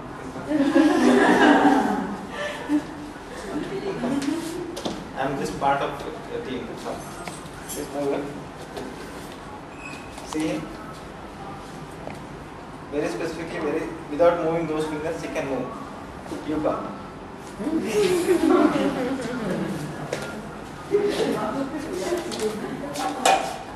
Move your big toe. See the difference here? See trying to move big toe because she is very conscious. She's on the stage. She's trying to move very consciously big toe, but the remaining toes are also moving. Yes. Now you move little finger of your. Yes, you can. Now you move the middle finger. Middle finger. Try, all of you try. Move your middle finger without moving other fingers. Toe. Finger, sorry. Move your little middle toe. So this is yeah, you should catch Dr. like that. Move your little toe nail, whatever you call it. Only move the small one. Only move one at a time. Can you? One at a time. Why? So difficult. Very used to it. Thank you. Why you cannot move? Why you cannot move? Only one toe. Why? Why so? No practice. No practice. Come to that point. No practice. Plus, body has a very specific intelligence that we call it as a kinesthetic intelligence.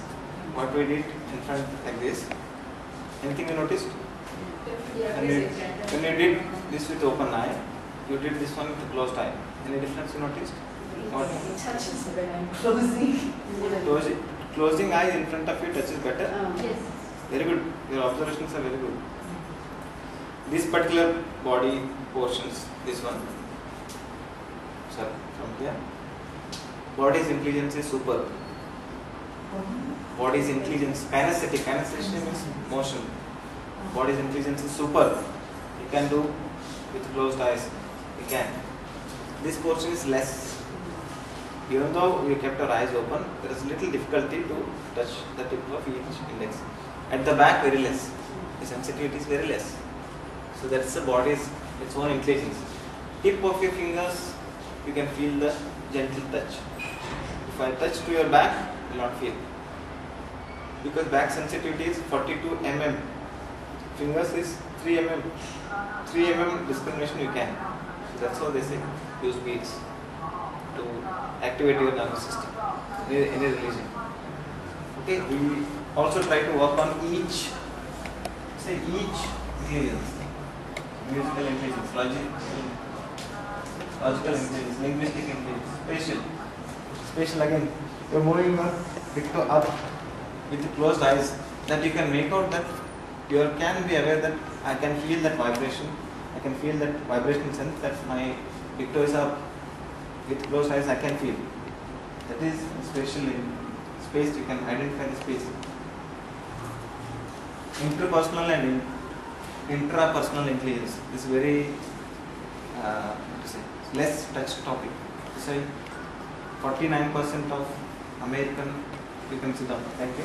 American citizens have one or other forms of psychiatric and psychological illnesses which are not yet clinical. Which again research says that India will not cover it. For the spiritual things, India is destined to be a world teacher because it has always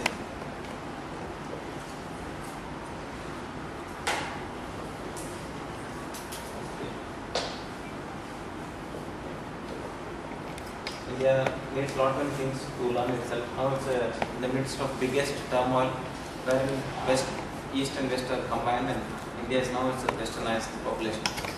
So now it's a thing we are trying to move. I am coming out because interest towards yoga is very high. West, outside interest and dedication towards yoga is tremendously high. In terms of Westerners, even following Yama, very few but follow compared to Indians. So Indians, it's not much acceptance is there. Yoga is there everywhere, but it's not in that particular way. Acceptance is more. That's why we're coming out. So psychic abilities through yoga. So again, we're combining, interlinking all the 5 sheets.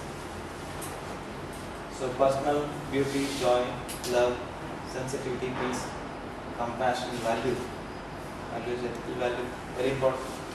Character, leadership, teamwork. So these are all things which we can concentrate on each individualized or corporate or student or any individual. Memory also, visual, auditory, kinesthetic. There are 3 different types of memories which will be stored. Visual. Some of you can remember faces. Some of you can remember names. That's how it changes. Some of you can remember that particular note, musical note. Some of you can just remember that visuals. Okay, there are some visuals. Or if you say, for example, you are in a picnic, each one's individual expression will be in terms of what you see or what you have heard. So one person may be saying very beautiful ambient sounds, bird chirping and all, ocean sound I heard. Another person who is mainly visual based memory input, they'll say, oh, what a fantastic nature it was, something like that. One kinesthetic, body movement. I walked through the area, I felt very nice. In that way, that's a form of memory. The yoga concentrates on all these things also. Emotions, intelligence, different intelligence, psychic abilities, memory. Now you say, yoga is a science or religion? Yoga is a science or religion? It's left to you to decide. It's very specific science, system of science devised by Sage Patanjali. One person devising all these things, very difficult. Religious matters are different. You worship something is different, totally neglect all those. Take the essence of yoga in the form of science. For everything, for all the sheets of existence, we can give it in an evidence-based science form. For you to learn and teach. You know, now you say, when somebody asks you, yoga teacher for 1 year, 2 years, 3 years, 7 years, what you learned, what you can give to the world is this. And you give it in an evidence-based way. Yoga, there is one research again, all the research inputs. Yoga increases gamma amino benzoic acid levels in the brain. It's a neurotransmitter, it's a good neurotransmitter.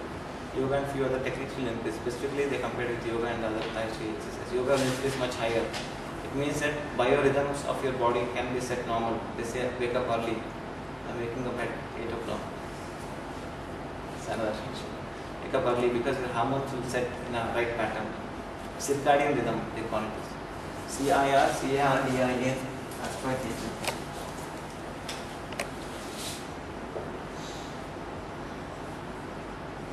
Check it in the internet. Or day and night cycle.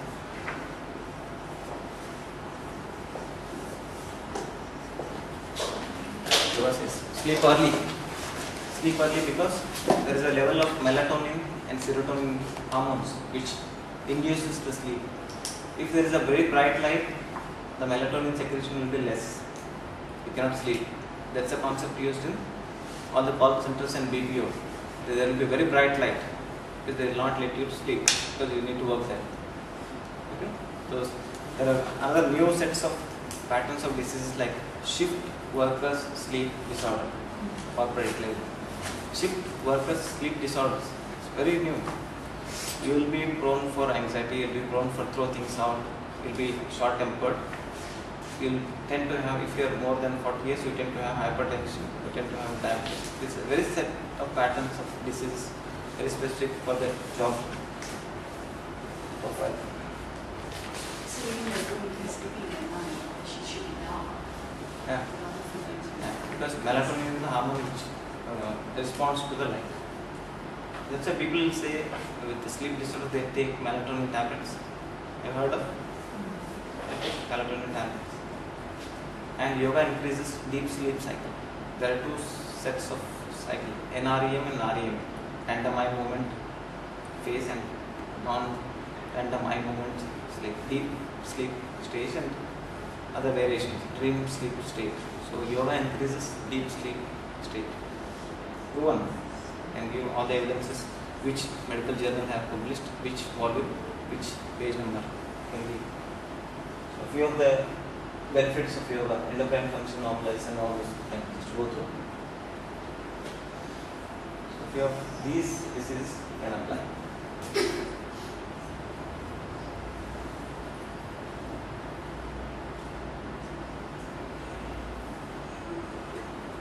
Some of you are yawning. Yeah, we'll have of all the later, if you still have time, you can go for fast mudra. You can do some 20 mudras.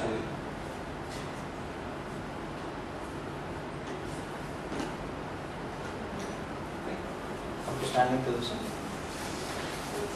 Take it all notes and everything out. How much time I should give? You should give to me, please. Half an hour, 20 minutes. Half an hour. You can just you give some 5 minutes break and go to the washroom, relax yourself, stretch yourself, come back. 5 minutes break.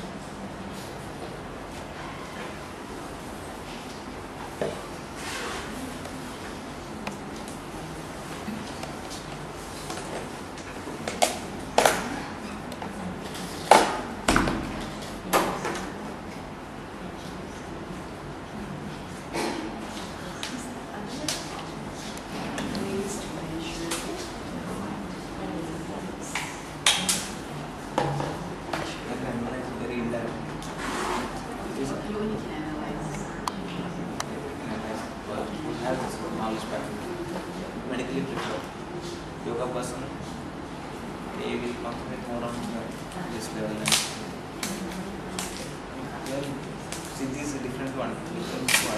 Some of them say there are thousands of Swamijis, they will wear saffron color and they'll sit like that. There is no some of the chanting after them. They say, you have heard of some Nityananda, all the sections can be seen. It's a new form of spiritual weakness which doesn't need any investment.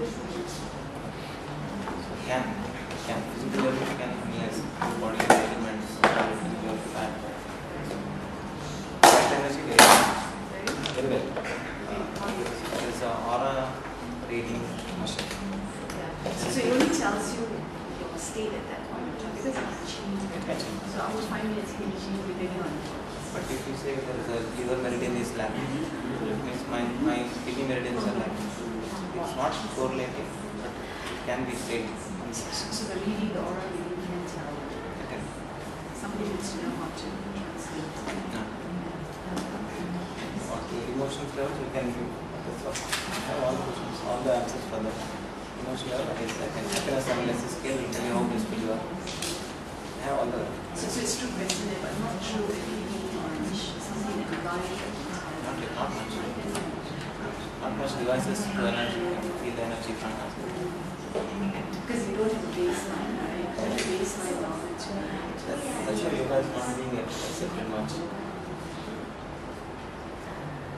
I mean, it's great if you come up with some baseline. Then at least you can be more focused on developing some areas that you need to use.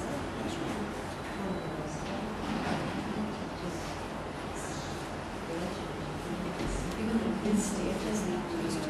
That is unnecessary. That is the research based psychology.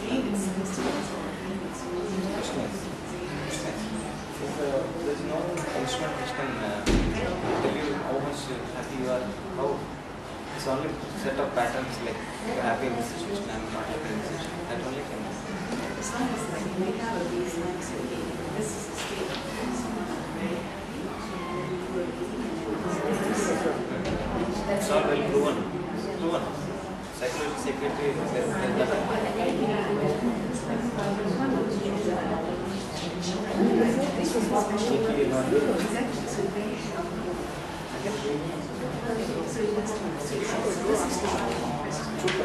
based on research, based on evidence, work from so many people, more than 3,500 analyzed by so many researchers. This is a set of patterns which can identify how much aggressive you are, how much, what's your trust between everyone is on that. So in this case,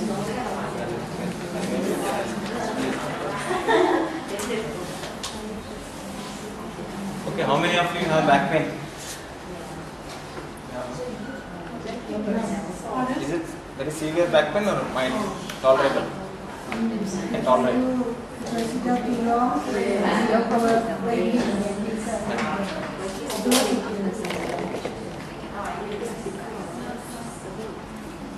just better change my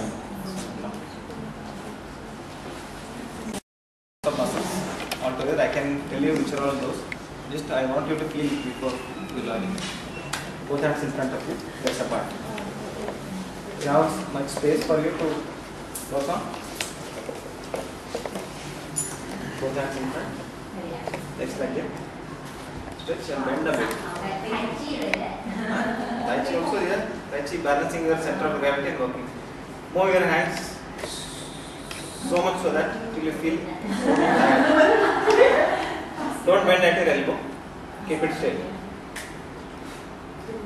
You can see this again vibration medicine. What I said. This technique can be used for the people who have little fat here. Keep doing.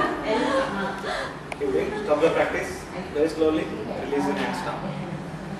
Feel the circulatory change. If I connect the Doppler to my hands, Doppler, there will be definite blood circulation changes. Okay. One more time. Keep your hands in front. Now you notice you cannot do this to the extent that you've done it before, because there is a deposition of lactic acid and other chemicals in your muscles which will make you feel tired. Okay. Keep going. No yoga, full science. Keep doing faster. Keep doing fast. Fast. Bend the knee or straight? Same. Stand straight. Same.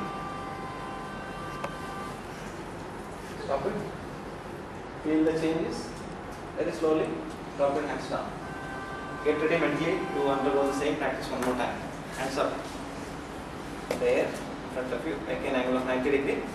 Rotate. Now you keep rotating. You will feel exhausted faster. Yes or no? Because there is a subtle mitochondria which are power cells of us, power bodies of a cell are getting exhausted. Nothing is wrong. Stop the practice. Drop the hands down. Okay? Any change you feel here? Yes. You feel changes here. Your elbow and trapezius. Where can be applied? For a computer person sitting in front of a computer for long, working on hands and everything, shoulders can be applied. Both hands in front like that. You're doing this, and as if you're throwing your emotions and problems out. 1, 2, 3, 4, 5, 6, 7, 8, 9, 10, 11, 12, 13, 14, 15, 16, 17, 18, 19, 20. Stop the practice. Feel the changes. Drop it down. This is a very specific exercise to concentrate on cubital fossa. This is called as cubital fossa. So there is a dip near elbow, that's in and around your elbow, especially works on those. Both hands in front. One hand up, one hand down. You are feeling your both hands stiff, totally stiff, not loose. Like this. 1, 2, 3, 4. Keep doing. This works mainly on this particular chest muscles called as pectoralis major muscles and your deltoid. At the same time, indirect workup for your other groups of shoulder muscles. Keep doing, keep doing. Gently stop the practice. Release your hands down. Feel the change. Okay. This same practice can be progressive exercise. If I say progressive exercise, what it means?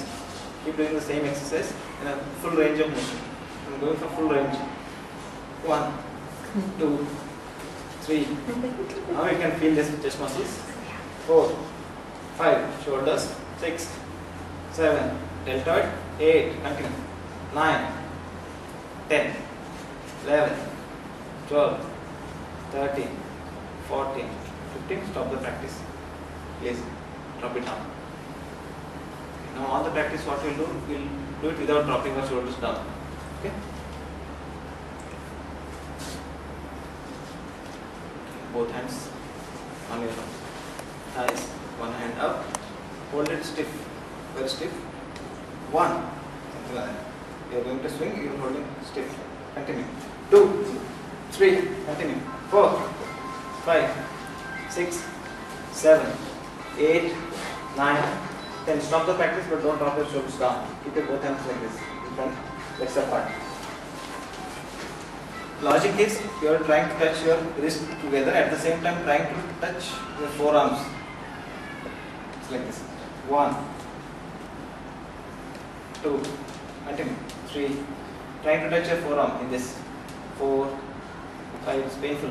6, 7, 8, continue. 9, 10, 11, 12, 13, 14, 15, 16, 17, 18, 19, 20. Don't drop your hands down. Don't drop your hands down. Keep it down. You're going to rotate one hand. 1, 2, 3, 4, 5. Change the direction. 1, 2, 3, 4, 5. Other hand. 1, 2, 3, 4, 5. Change. 1, 2, 3, 4, 5. Both hands. 1, 2, 3, 4, 5. Change. 1, 2, 3, 4, and 5. Don't drop your hands down in front. It's a progressive strength building exercise for your shoulders and trapezius. That's why you are concentrating. Progressive because it's not much rest in between. Keep your hands like this. 1, 2, this joint, 3, 4, 5, 6, 7, 8, 9, 10. Stop the practice. Right and left. 1, 2, 3, 4, 5, 6, 7, 8, 9, 10. Rotation. 1, 2, 3, 4, 5, 6, 7, 8, 9, 10. Change the direction. 1, 2, 3, 4, 5, 6, 7, 8, 9, 10. Stop the practice. Stop the practice. Don't drop your hands down. Can you feel your shoulders? Very slowly. Drop your hands down. That is a progressive strength building exercise. Very specific, no? You feel this, something there. It's like, what you're feeling is trapezius muscles. Hot, you're feeling the muscles hot. Hot muscles. So because trapezius muscles are working too long. That's why I made you do this, because these muscles are very thin sheets of muscles. Because your muscles of your back are very strong enough to hold you like that for about how many hours? 1 hour, 2 hours, 3 hours?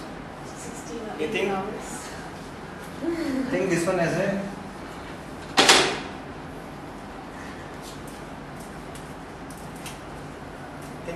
a ball, this one as a rod. Your muscles are holding at the back, pulling your head up, spine straight, holding for so long. How long? I am trying to explain cause of back pain. More than 60-70% of back pain. The muscles are holding, not resting. Even if your chair, if it is not ergonomically devised, chair is not giving much support for your upper shoulders, then you will end up in upper shoulder pain. Go to doctor, no use.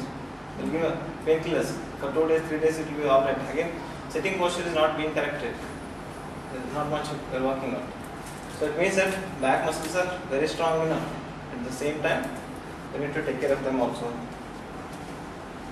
It's a comparison with your shoulder muscles and back. So shoulder muscles are little weak compared to back muscles. Lift your leg like this up.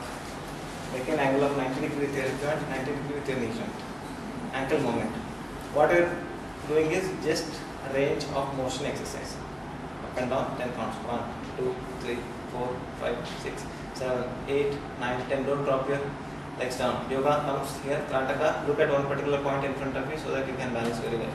Left and right. 1, 2, 3, 4, 5, 6, 7, 8, 9, 10. Rotation. 1, 2, 3, 4, 5, 6, 7, 8, 9, 10. Change the direction. 1, 2, 3, 4, 5, 6, 7, 8, 9, 10. Very slowly drop it down. Feel the changes.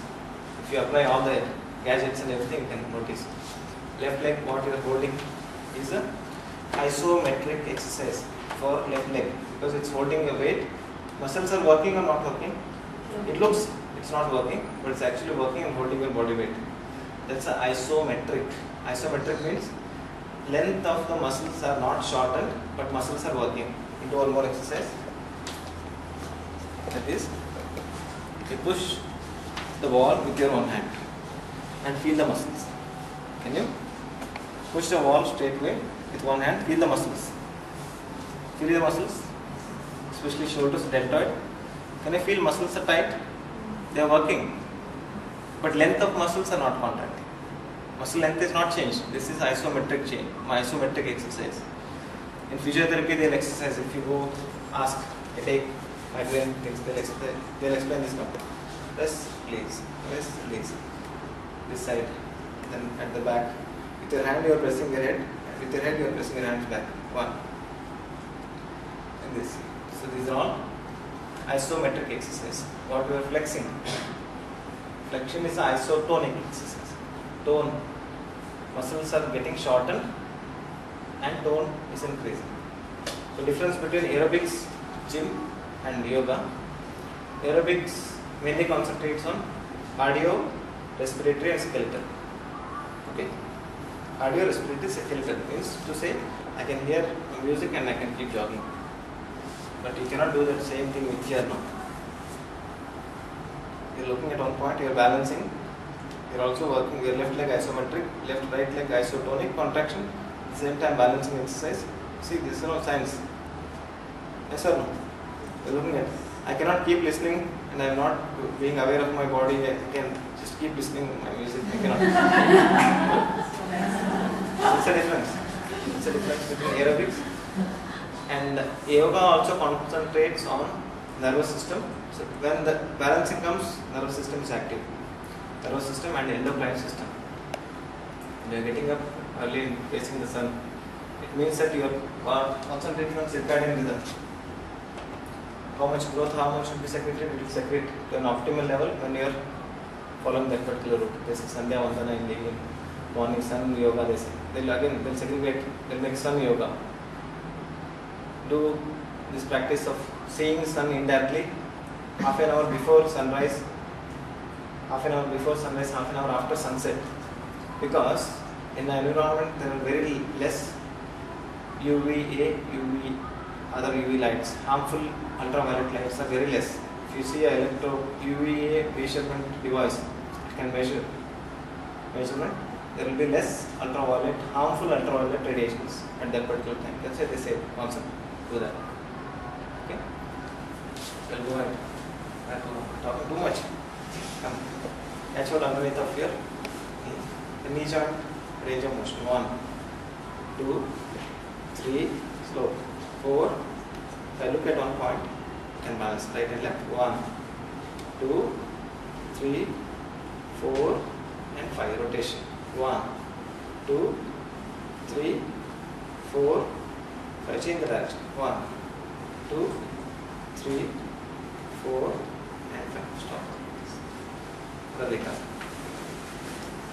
1, 2, 3, 4, 5. Right and left. 1, 2, 3, 4, 5. Rotation. 1, 2, 3, 4, 5. Change the direction. 1, 2, 3, 4, and 5. Stop the practice. Both hands in front of you. Legs apart. You have to squat down. Maintain. Maintain for a while. Slowly come. Or you can also do both legs together also if you can. So that you can squat more. Squat down. Very slowly release your hands. Feel your quadricep muscles tight. Do you feel? At the back, not much tight. Do you feel that? There is a difference between these groups of muscles. At the back is a hamstring muscle. Front is a quadricep muscles. You feel your calf muscles very strong, stiff, isn't it? So working on quadriceps and calf muscles. Slowly come up. You can name any asana. What is this asana? If you do this, Utkatasana, extreme posture. Squat down, sit completely down, hands up totally up, don't fall back, slowly come up. One more time. This you can use for slimming. Squat down, yes or no? Slowly come up, one more time. Squat down, you do it, I will do. Keep doing. No, last time. Squat down. Maintain for a while. If you have knee joint pain, don't do it. Or do it halfway. Slowly come up. Very good. That's how it makes a difference. If you have knee joint pain, there are a few exercises which should be avoided. This case, we have told you to halfway. So that's a variation. Okay? Now keep your hand on your waist. Gentle hip rotation. 1, 2, 3, 4, 5. Change the direction. 1, 2, 3, 4, and 5. Both hands like this in front and sides. You're going to rotate your hip joint in a big circle like this. 1, 2, 3, 4, and 5. Change the direction. 1, 2, 3, 4, and 5. Stop the practice. Come near to the wall. Now, specifically, we will concentrate on external and internal groups of muscles which are there this side that you will be feeling. And I should not do here. I will do it down. Like this. 1. Come up. Slowly, slowly. Make sure that you are not going to hurt or you are not going to fall. Tilt your pelvis towards the wall. Keep the hand straight. Feel the sides of your abdomen. Feel it. Feel the sides of your abdomen. Do you feel those muscles tight? That is what muscle you are holding is external oblique muscles. Inside that is internal oblique. Slowly come on. If you want to reduce that weight, or you say barrel, or you say bulk, tires. We can measure them by calculating with what's that instrument? Skin caliper. You can use calculate so this thickness at the back of your bicep you can calculate. So again science. You will do it 10 counts. 1, come up. 2, come up. External oblique, internal oblique muscles. 3, come up. 4, come up. 5, come up. 10 counts. 6, come up. Tomorrow evening or morning. Tomorrow morning you remember me. 7, 8, 9, and 10. Stop the practice, change the direction. Do it 10 more counts, continue. 1, do it slowly. 2, with full awareness. Slowly. 3, 4, 5, 6, 7, 8, 9, and 10. Stop the practice. Come back. The same standing posture. Leaning backwards. Drop your forehands. 1. Feel.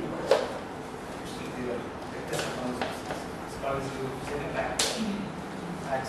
You feel that. Just lean backwards. Feel your abdominal muscles. You feel. If you have back pain, avoid this practice. Have back pain. If you have back pain, just do it very gently so that you not hurt much. So back pain, we avoid acute forward bending, acute backward bending postures. This is how we can do our therapy techniques.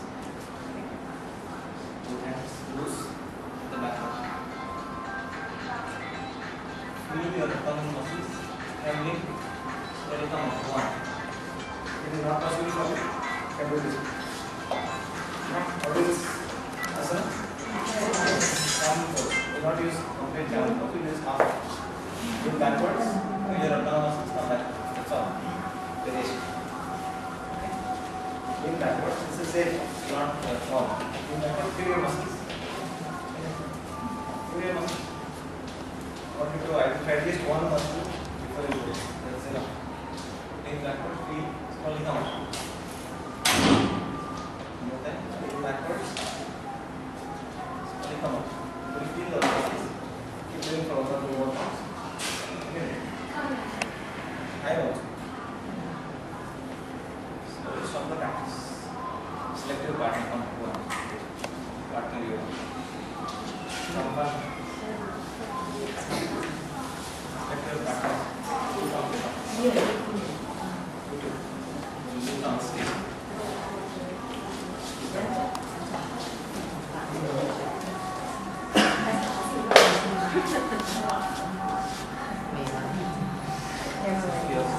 Like this.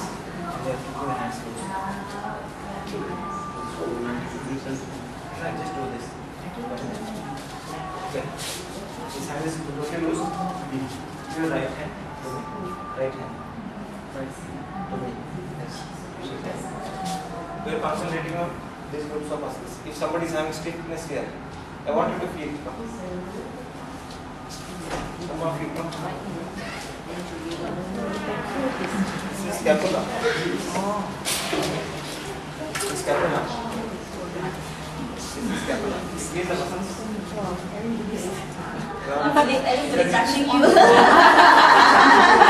No, this is the surface anatomy. If I say collarbone, collarbone. If somebody is very thin, we use them for showing the collarbone. Nothing to be scared of. If there is a thinking or something, you can correct. Also, if there is some stiffness, you can make out. Is there any pain here? No. Okay. See those muscles. 1, 2. This is the Russian sports technique. 3. Not mine. 4. Not mine. 5. 6. How much do you pull? You can notice. You can feel that. 8. Shoulders down, tightness at the back. 9. Inside the computer. 10. Slowly come out. What do you feel? Then show them. What do you feel? Any change? Attention. I need to use this motion. Do it on that side. You try 1 to 1. I'll do coming right. I'll use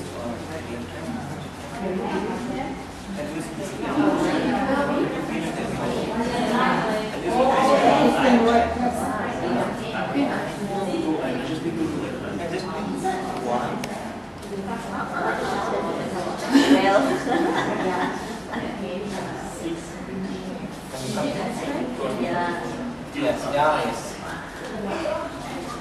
4, 5,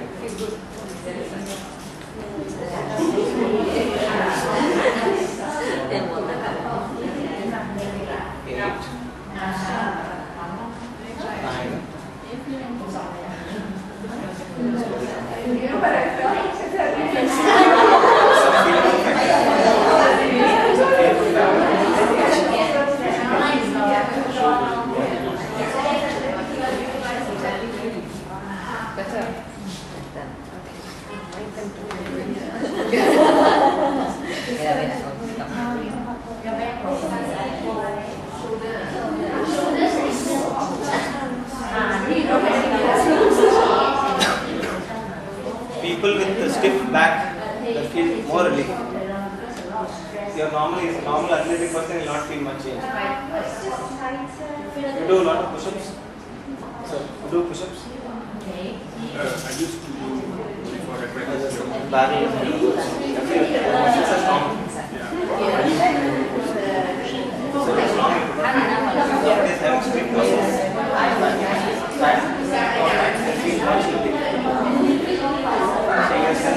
Your muscles are strong.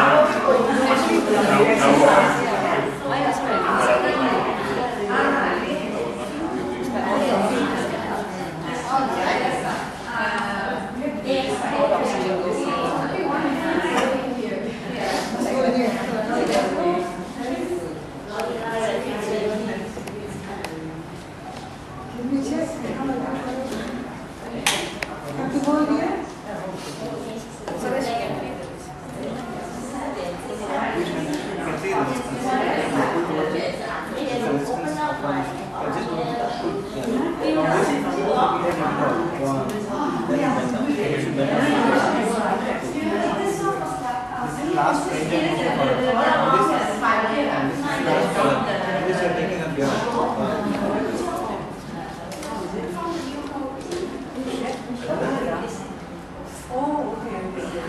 Can I bend the knees if she doesn't I don't know, like back to this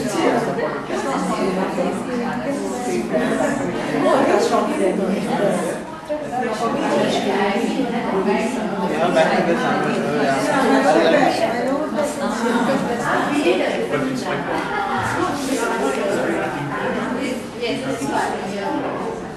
Stop the practice.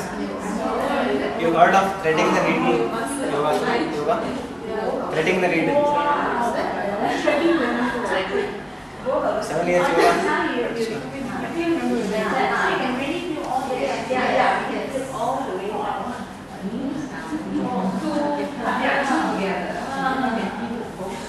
So this is a needle hole.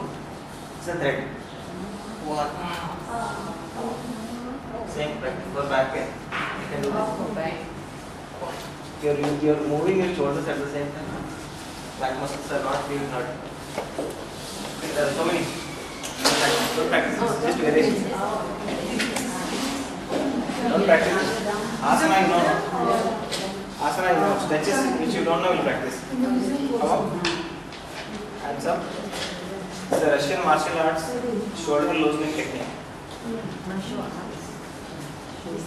Russians are very interesting and very different, you know. Compared to American athletes, Russian athletes are very strong physically, but their bulk of muscles is less. Bulk is less, but strength is more. They concentrate specific groups of exercise therapy for them. Bulk of muscles will be less, but strength will be more. You heard of kettlebell? Kettlebell will be like this big. With some weight like that.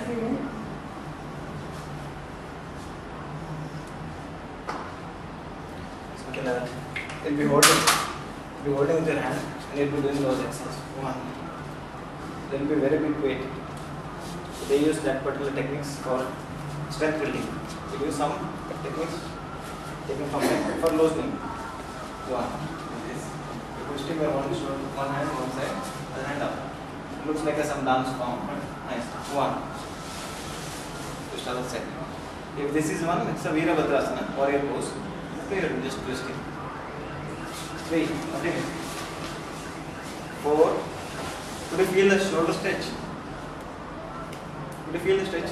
If you're not feeling, you can move your hand at the back like this, a little more twisted. Continue. Few more rounds. Continue on your own. Rounds on your own. Continue. Keep doing. Keep doing. Keep doing.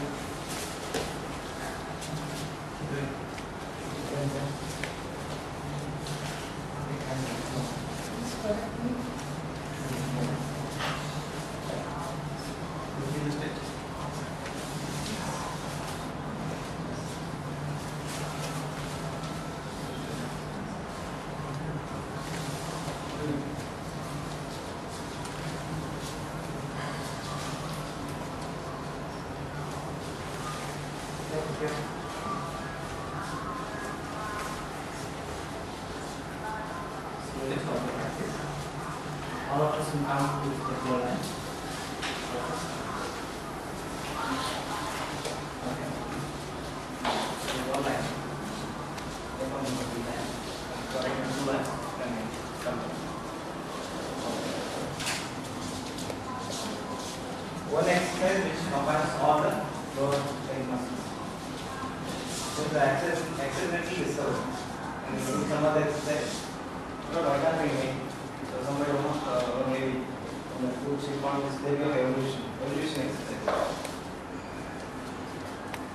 Can I sit calmly? Like this, can I sit calm? You can calm. Please, you don't do this. So share for you. So we will do the special exercise. And then in the exercise you can do this. Long support, bending down. Very good exercise. 50 minutes. 1, 2. Yeah. Support your back body. Don't fall. Hold. Let hold.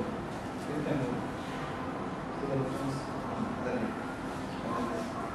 Here the leg also they use isometric So slowly resistance shrinking.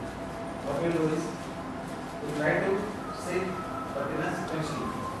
So feel your muscles.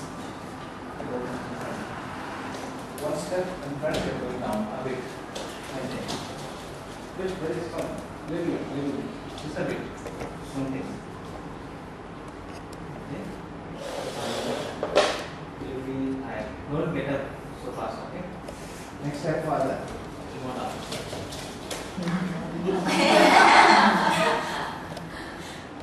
Keep learning. Almost at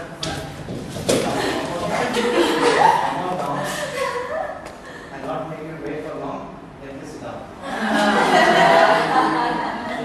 Turn that side and then keep walking. From this you are going to come up. Almost every time, come up. Maintain. Slowly come up. A bit. Feel the changes in your hand. Gently come up totally. One exercise. One side. Like this if you do 10. Swimming. Till now you did it with instruction. Now you know it, you do it for your own. According to your own strength. See the difference. Your own strength. You step further and bend down. What are you doing? Well, enjoy. Maintain. Very serious, huh? Maintain. You want to drop your hand down? Yeah. Drop your hands. Next one more step.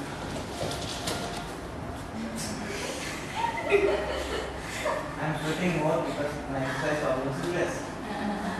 Understand? One more step further. Tremendous stretch and the entire body stretch. Sit down. You can relax. Turn back.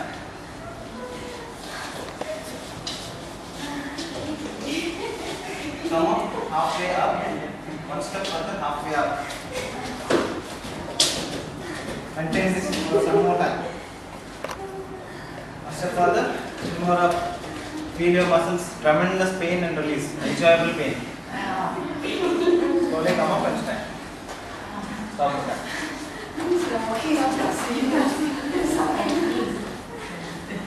Could you feel all those muscles? At one go, all the groups of muscles, you concentrate. Select 2 people. Then do it first. Later you can see it. Select 1, 2 people. Partners. Okay. Use this platform. One will be lying down. Lying down on your abdomen. My abdomen.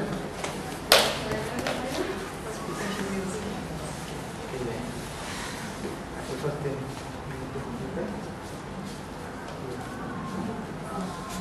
You're going to sit on her like that. Hips, take hands backward. Vajrasana. You're going to sit on her. If not possible, you can sit side like that. Yeah. Take your hands backwards. Hold it long. Are you comfortable holding like this? Or are you comfortable holding like that? Which one you are comfortable? Both are? This one, okay. You are going to lift your shoulders up. You are going to lean backwards. Pulling her like that. Lean backwards. Pull. Can you? Yes. This is 2 asana. Vajrasana plus Bhujanga. Maintain. Breathe properly. Relax. Slowly release. 1. If you have nothing for any specific organic cause is there, avoid. It's good, but I don't know the person who is stretching how much he or she is stretching. You can try gentle. Be gentle on her. You can try. Okay. If you can sit on her, it will be very nice. Guinea pig. Don't mind. Doesn't need the map. Thank you. You don't mind me sitting on you? I will be sitting on you. It's okay.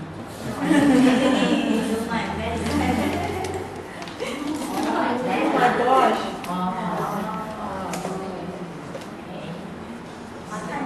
Please balance.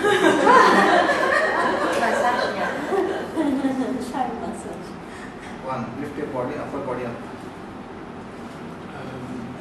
It's difficult. Just please roll. Okay, it's difficult. If you are very near to him, you can stretch your abdomen. Double stretch. For her, it's abdominal stretch. For her, it's the shoulders and abdominal stretch. Lift. Still more up. Maintain. Slowly release. One.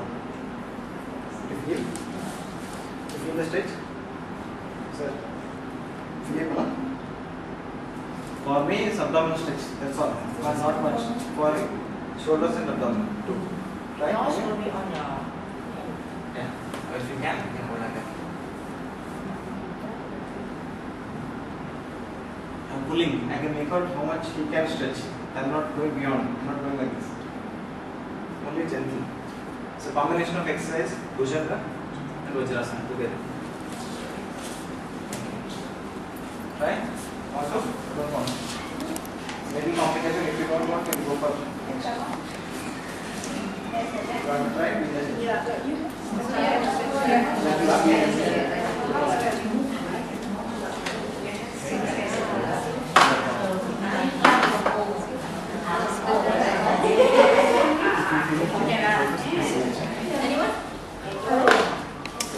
Be very gentle. Be very gentle. Be very gentle.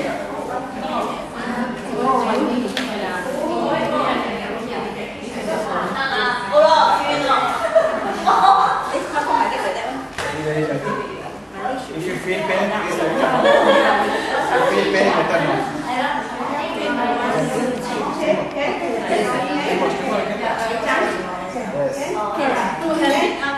wow, she's good. Her posterior flexibility is good. Spinal extension is good.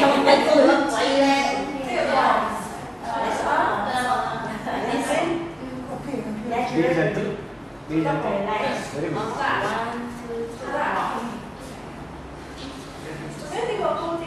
Lean backward. Lean backward. Stop.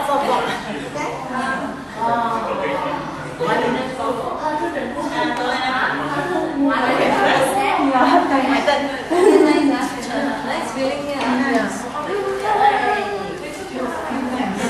Actually, I can do for you. Guess I'm just curl up. Ready?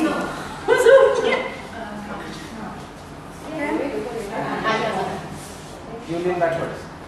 Lean backwards.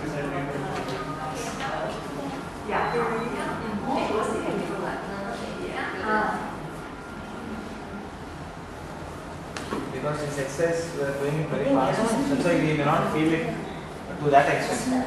When we do the same exercise for about 2 to 3 minutes each, then we feel much difference.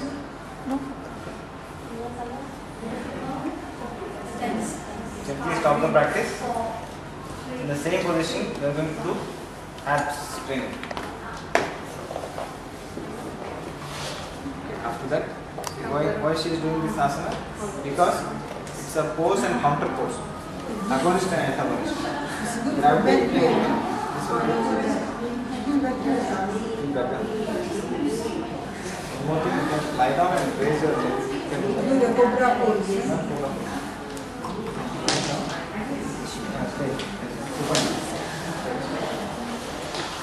Raise the leg up 90. Raise the leg up 90. By this you are flattening the lumbar area, which usually there will be conflict. So we are going to make it flat. From here, somebody press me. Or you are going to press my hands up. You can straight. You feel exactly at the back of the knee.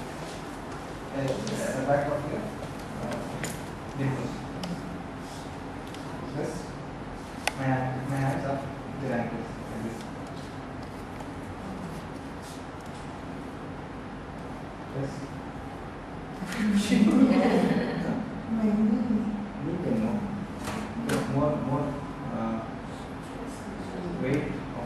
goes to here, then goes to your back. Side here. There is no need. It's okay. It's okay. Then you can do from here. If you are having pain, you can do from here. Look at your lower back. Pain. Comfortable. Lower back comfortable. With no sense. Or you can just keep moving the hand up and down. Up, down. Somebody there can give gentle resistance. Do it up and down. Like this, you do some 100 times. Until you feel good. This is our resistance training. Practice and strong person. Will do perfect ab training. Finish this, right?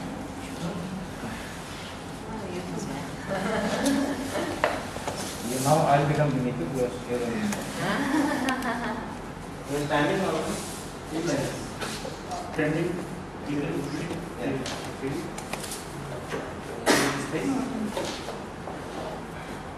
Gentle. Not fully. This will act as leverage. So relax. 1, 2, 3.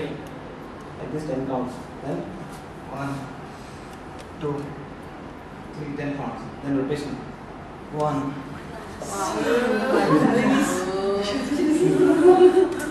1, 2.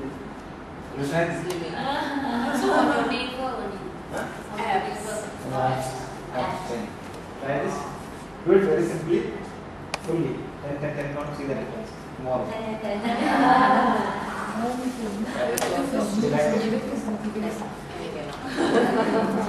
Go on, take it. This way. If you are not comfortable, someone standing on your feet, come out.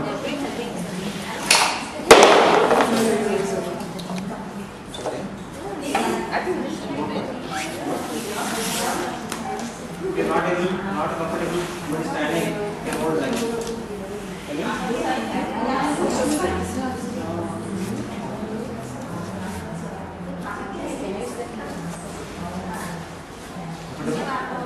One. Two. Slow one. If you have back pain, if you have back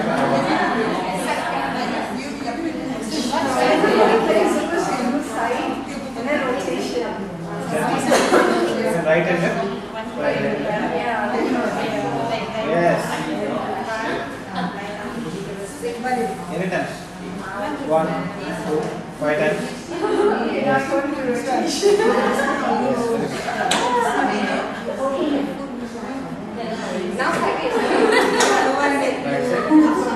I can feel the muscles. Very good. Try to rotate. Left side. Left. Some 3 or 5 counts if you are tired enough. If you are tired, you can do less counts. You can see his hand muscles coming. You can see his hand muscles coming. Okay, rotation. 2 counts rotations. Rotation. Stop. Relax.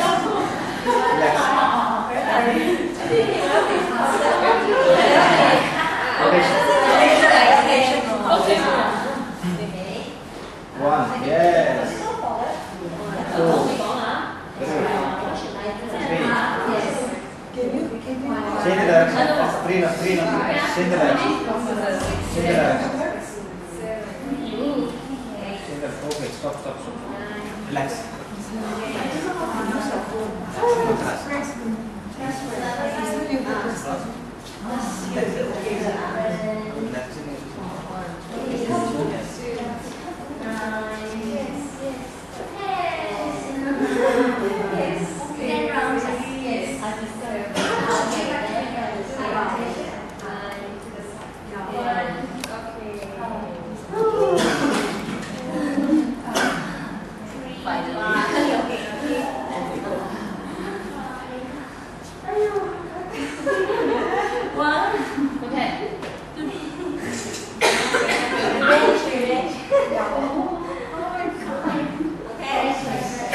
Rotation.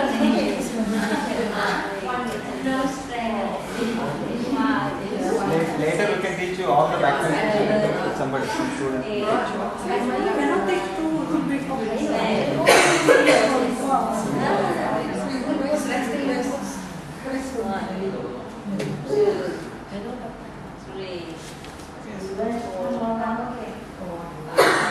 cannot see, it's very blur. It's very blur. Yeah. Too big, too hard.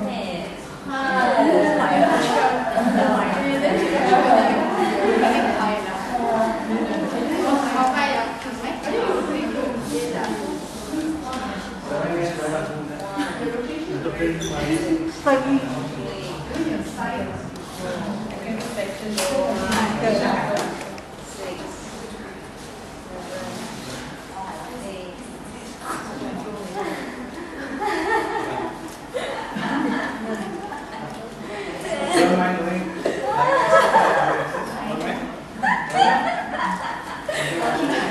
Still can, don't worry. Take my breath.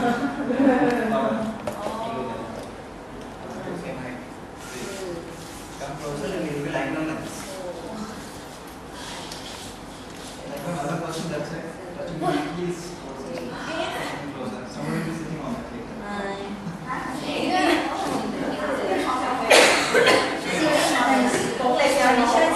Lie down. 1, 2, 3, 4. Or you want more people, you can 8.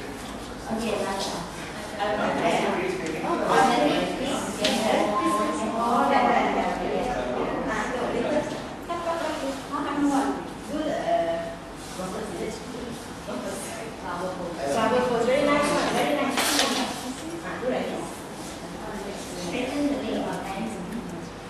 That's one is power. Lie down. And this is Ashtanga Chakrasana. Half pose. Pose is one. You're going to do it like down.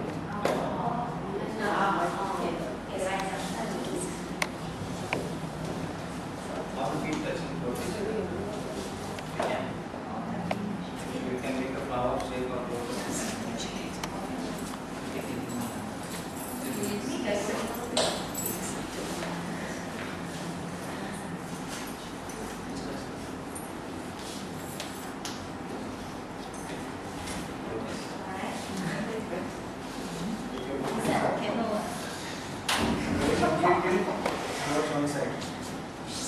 Right side.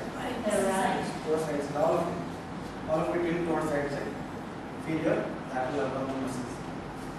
Feel, if you can, one of you can just action of their hand and pencil. So that they'll feel their muscles. Would you feel your lateral abdominal muscle? Yes. Just to make you feel, that's all. This exercise, what you're doing is just to make you feel. Yeah. Okay, very gently tilt towards other side, left side. Lower for kids.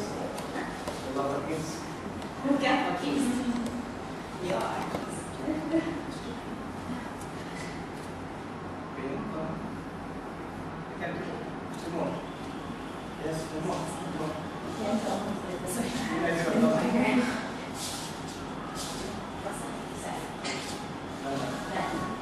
Like this you can practice at home. So when there's a group ambience. Because if you're alone, usually we tend to not practice. Just to create that group awareness. When group psychology comes, simple like come very close. Come close and looking at the glass. Come closer. Hold your knee. Come. You also come closer.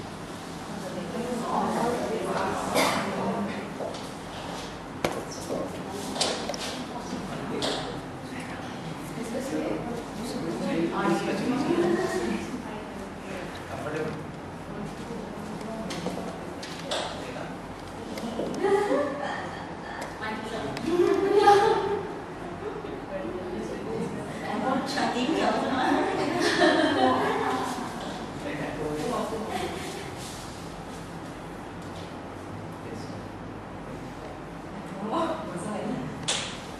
Try to touch your sides and heels. Okay, I put this together now.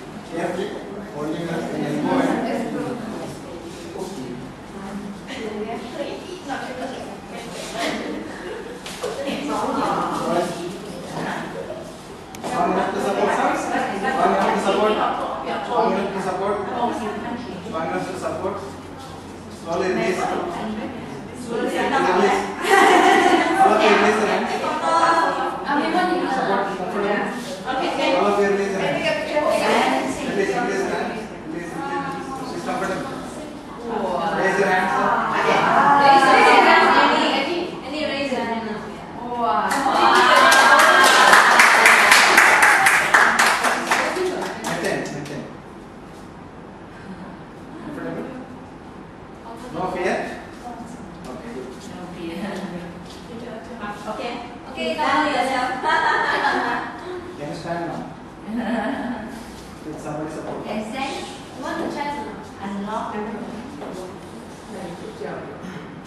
Feet together. Feet together. Just Together. standing.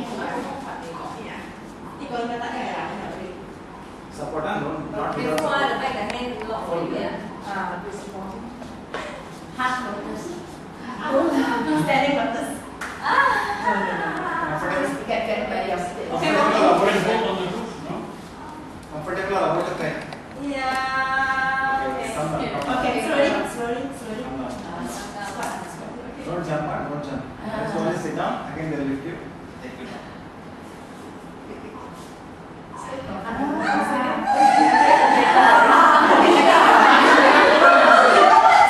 When you want to go, which direction? Which direction? Oh, come. Baby.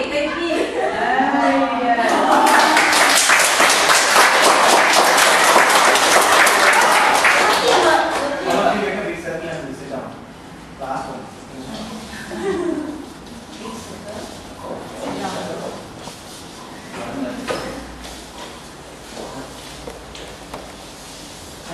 One exercise, all the people will stretch. Okay, closer.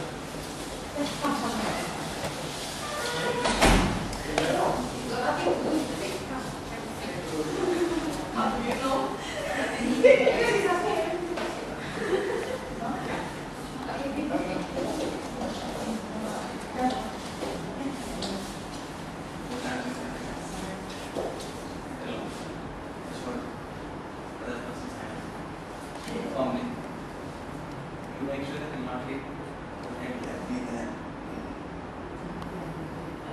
You also lean backwards.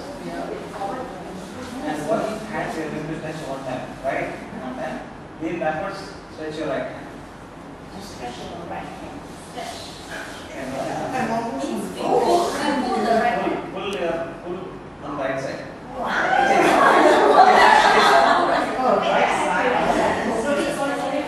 Okay, we will avoid leaning backward. Leaning backward. Just stretch. Pull right hand one side. One. Release. Left. Release. Right. Release. Left. Let it continue. Release. Release. From other side. Release. From other side. Then give your shoulders. Release. To the other side. Release. Properly. Release. Slowly stop the practice. So that's enough. If you still have time, some 20 mudras fast learning.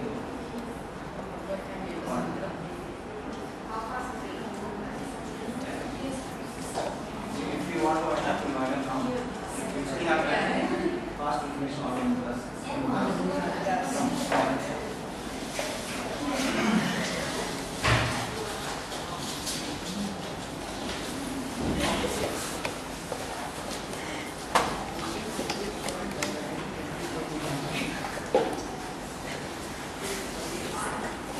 This is the first and only class which was successful after how many days? After almost 20 days, after almost 16 days. Hands contains some of the 5 elements of our body, which is fire, air, sky, earth and water. Okay? Fire, air, sky, earth, water. So mudras are also based on that. That's a Pancha Tattvas, 5 elements. In Chinese also there is 5 elements. No? There is 5 elements. At the same time, what I spoke just now is a mudras. I spoke in terms of receptors. Number of receptors in your hands are maximum. Second highest receptors are lips. That's why kiss is a very, very passionate, very deep. We feel, all of us, Everybody, you know, you'll not feel if somebody, what do you say? Somebody touches these two portions, you'll not feel much. You know, forehead, nothing. But lips, yes, because number of receptors are highest. That makes us feel very intimate. Please come. So representation. Each one of hand represents one element in one organ. 5 different sensory organs. This one I have to refer. It's a eye. Fire in the eye is the same. Fire, eye. Represents eye. Air represents nose. Sensory. 5 senses, sensory inputs. Middle finger represents ear. Sound. Ring finger represents skin, touch. Little finger represents mouth, rasa, taste. Most commonly practiced mudra is a Jnana Mudra. It's a knowledge mudra. Hand gesture which represents knowledge. They say there are subtle energies which are being lost from our all the 9 randras, 9 openings of our body. At the same time, subtle energy levels like breathing, talking, looking, your hand, openings of your hand and feet. There will be energy. Energy in terms of what? It is nothing but electromagnetic energy, cosmic energy, aura energy. It's the same. If you believe the radio can work, you should also believe this mudra can work. If you believe your mobile phones are working without any connection, just because of the electromagnetic waves which are passing from one particular system device to other. So the same way, energy is the same. We are a bundle of electromagnetic energies compacted in a 5 different element sheath in the form of body, devised, given by nature. Nature is a god, if you can believe. It's a wonderful no. Nature is a god. That's it. 5 different sheaths. It's a bioelectrical energy. So you are preventing that particular energies leaking outside. That's why it says encircling. You are rewinding that, taking that energy back to you. So that's how you are enhancing that particular energy. That's why older people, some of the people, like few people, very famous people, some yoga related people, somebody you know, you can name. Any famous personality? Iyengar. Anybody else? There is something in them that which makes them totally different. Iyengar, there are so many gymnastic people who can use props and who can do. That's why Iyengar is only famous. Because that energy, the same energy which is, he might have born with that, or he might have worked it out in his previous janmas, who knows. Again, coming to last life, existence of life, there are 880 written psychiatric cases which records and proves presence of rebirth. You know, research I am saying in terms of research. In Christianity they say resurrection. Resurrection, R-E-S-U-R-C-T-I-O-N, resurrection. It's a rebirth. So that's the energy element in that particular person. If it is there existing, okay, but this is a way you can enhance that particular energy also. These are all mudras, very subtle. Okay. Fire and air. You're trying to touch the tips towards each other and keep other finger extended. It means that I am going to balance this air element and fire element. If you know the concept of disease in terms of these elements, so there is a more fire element, air element, more bloating of abdomen, more acidity, more burping. You can use this. You can see the therapeutic aspects of that. You can change. If you know the basic principle, if you know how the disease can spread, you can give the therapy to people, you know. There's no harm, no? No harm you giving this. And it also activates few of the meridians which at the moment I am not able to correlate, like which meridian activates. Liver meridian, yes, maybe. Liver meridian number 17 and 18 will get activated with this mudra. So it's a combination wherein you are using ancient yoga from India and acupressure from China, merging the same because the energy is the same in the background of evidence from medical science. So brain, different parts of brain, frontal lobe, parietal lobe, occipital lobe and temporal lobe, parts of brain. and this autonomic nervous system. Involuntarily, it controls every part of our system. That we said, without our knowledge, without our conscious knowledge, food will get digested automatically. Which is the protein, it will identify, it will break down the protein into amino acids, it will get absorbed. Which is the carbohydrate, it will break down the carbohydrates, it will get absorbed in the form of glucose. It will break down all the fatty molecules, it will have saponification, soap-like action with the presence of liver and pancreatic enzymes. It will make it in the form of soap. Then the enzymes will act and it will break down all the things into fatty acids and take it up.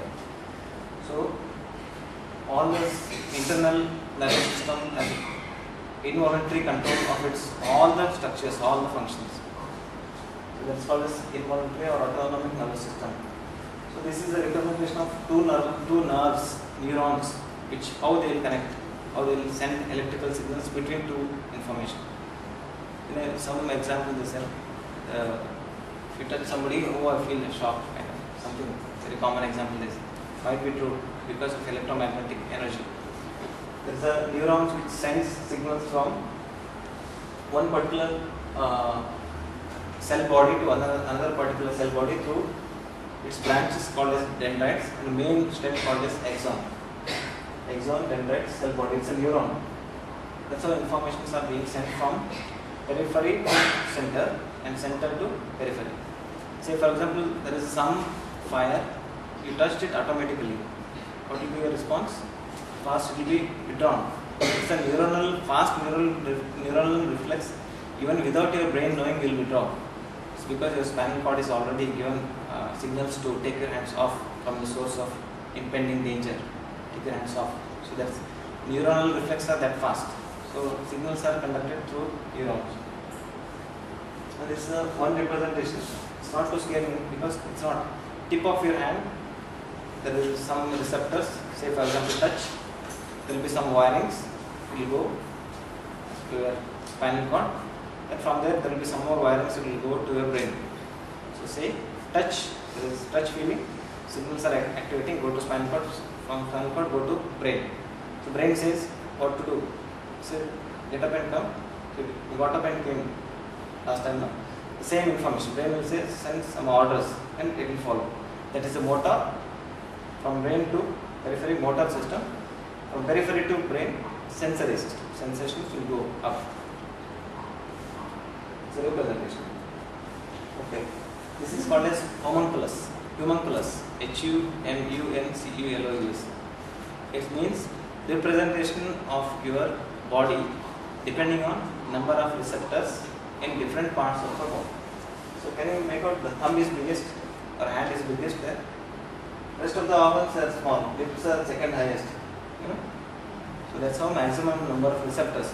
You are representing the body depending on receptors. So indirectly it means that reflexology works, acupressure works, acupuncture works, mudra works, marma works, vital points work. Most of martial art people they use hitting vital points. Chinese they use some of the vital points. It works. Piece of dragon something he'll use somewhere. It may work. Who knows? So energy level nobody knows. It's very subtle to identify because these martial art people, especially Chinese people, and a few of the Kerala people, Kalviyapettu and Chinese people. Bruce Lee was the one who learned almost all the techniques worldwide, including Kerala's Kalviyapettu. He says, his books, he says, the person who knows martial arts should also know healing. You know, hit and kill. At the same time, you know, heal also. So they know. So that point, that subtle energy we can use this for healing. It's not for healing. So this is again sensitivity of your finger touch compared to the sensitivity of your back.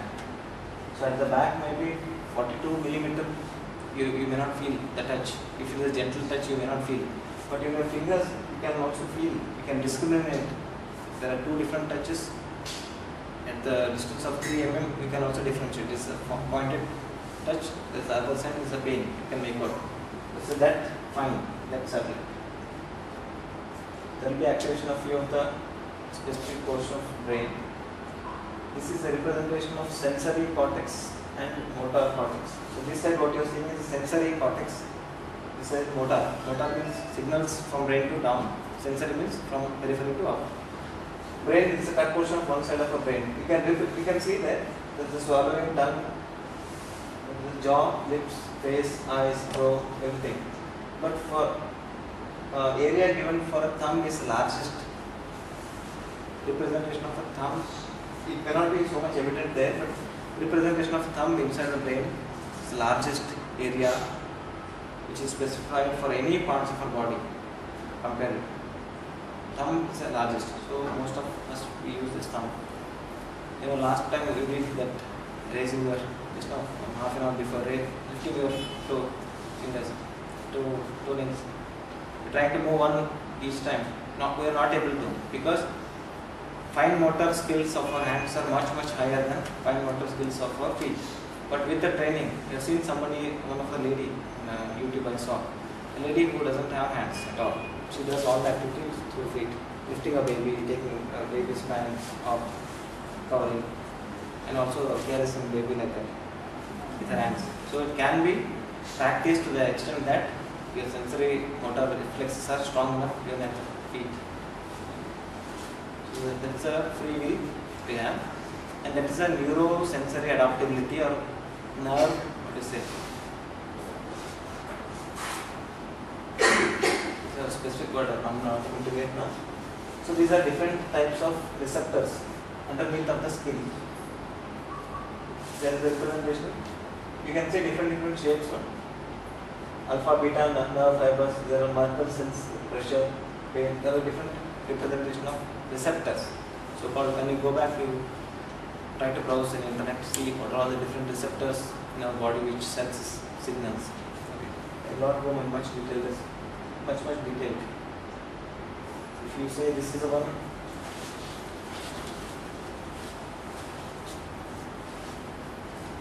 These are very few sensations of touch. These are deep touch feelings. These are pain fibers, alpha, beta. There are few more pain fibers, C fibers, something like that. There are so many.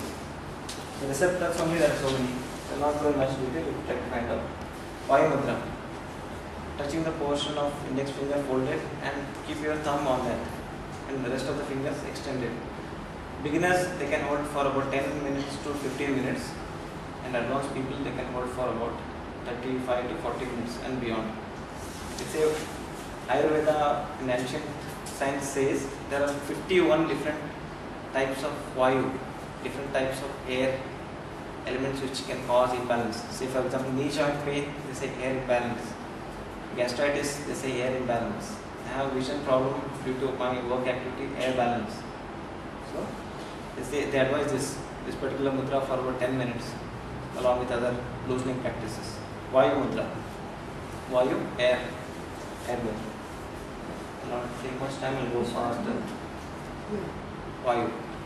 Folding your index finger, on that you are keeping your thumb like that, other fingers straight, both hands. So one advantage of mudra is you can do mudra anytime, after food, before food, you are while talking, watching TV, anything. So it is still effective because the receptors already we spoke gently, just touch the basic aspects of the receptors. So folding the middle finger and keeping a thumb on that, it's called as shunya. Shunya is 0 or infinity or a sky. It's used in few of the hypothyroidism conditions, few of the mind concentration techniques. Balancing left and right brain activities can be used. Surya Mudra. Folding your ring finger, keeping your thumb on that. It's mainly used, Surya is a hot now. It stimulates your sympathetic nervous system. It's mainly used for weight reduction and activating your fat oxidation, increasing your appetite, reducing your weight, can be used. Surya Mudra. No. Ring finger, folding, keeping thumb on that. You need to press it hard. Only one research conducted on this one and this one. One research conducted that basal metabolic rate will increase. So it also means that in increasing basal metabolic rate, you can oxidize your fat faster if you work up. Only, if you control your diet only. Surya Mudra. I know I'm just touching this very superficial aspect of that. Okay, this is a Prithvi Mudra. Earth Mudra. Tip of your ring finger, tip of your thumb, each side, other finger extended. Keep it on your knee. You can meditate or you can touch, depending on your body constitution. Now I'll send all these things to your email. Good. Touching your little finger and tip of your thumb and extending other fingers, 3 fingers. Is Varuna. So water mudra. Varuna mudra. So water imbalance can be tried off. In few of the renal patients, people on dialysis, they can try this mudra. It will not be totally helpful. I'm sure that if I try this mudra, you will be totally slim. If you try this mudra, you will be totally mentally will be calm. No. It's additional add-on effective along with other medications, other yoga aspects. It's not complete. It's not changing the entire system and giving this, nothing like that. That will not be evidence based. That will not be anything. That will be again just a cheating. If I say that, it will be cheating, nothing else. Okay, if I say this is a Dhyana Mudra, it increases your concentration. Yes, no doubt. At the same time, you need to do other practices also. Touching the tip of your little finger, tip of your ring finger, and the tip of your thumb, both sides, and keeping other 2 fingers extended, like a victory sign. Victory. It's a Prana Mudra. It increases that aura or bioelectrical energy in and around you. They say Buddha has around 10 kilometers of aura around him. Aura energy. That electromagnetic energy was so powerful that it was around 10 kilometers radius. So that's why he is, a very huge circle of Buddhist people amongst all the places. Because so now you can make out energy levels can be so strong. So Muhammad Paygambar also, the energy levels were so strong that he could influence to the people to the extent that he can form very big followers group. It's not possible for each and everybody. It's divinely, godly gifted. That's why they say it's a God sent angel. That's true.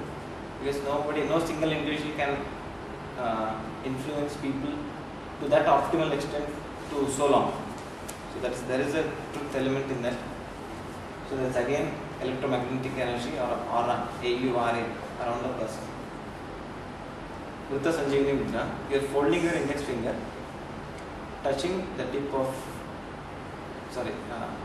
folding your index finger, keeping your thumb on that, touching the tip of middle finger and ring finger, keeping the little finger off.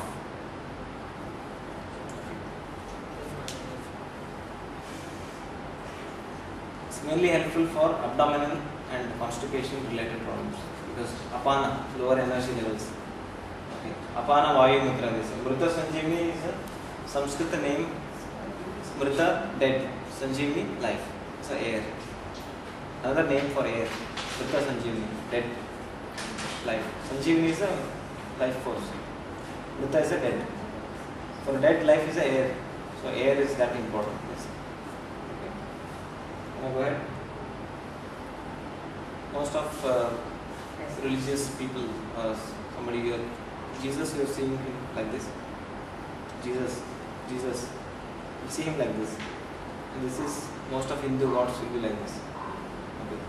One, this is, don't worry, I am here. Abhaya, fear. What is it? In English, it's a reduction of fear.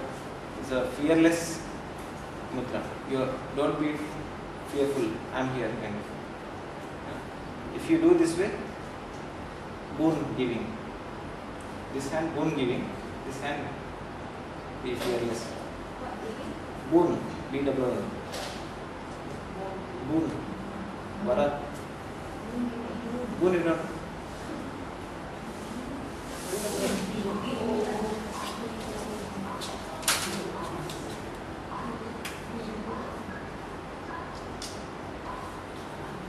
Boon you don't know. TW, check it.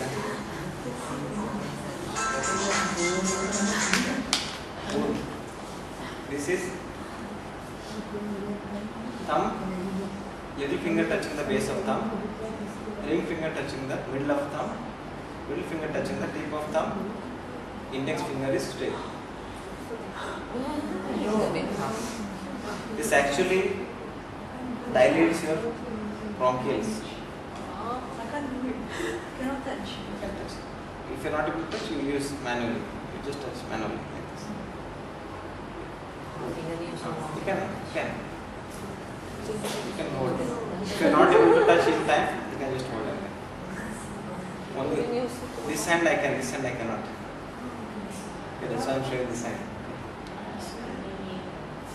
So this can be used in asthma when I am using nebulizer or wheezing. Nebulizer, I use nebulizer. There will be bronchodilator drugs I use. Cut it, make it in a vaporizer, use it. At the same time, I use this also. Is it like this? Tip of the little finger touch the base of thumb first. Ring finger touch the middle of thumb. Middle finger touch the tip of thumb. Okay. Then the index finger free. Like this. So, yeah, like that.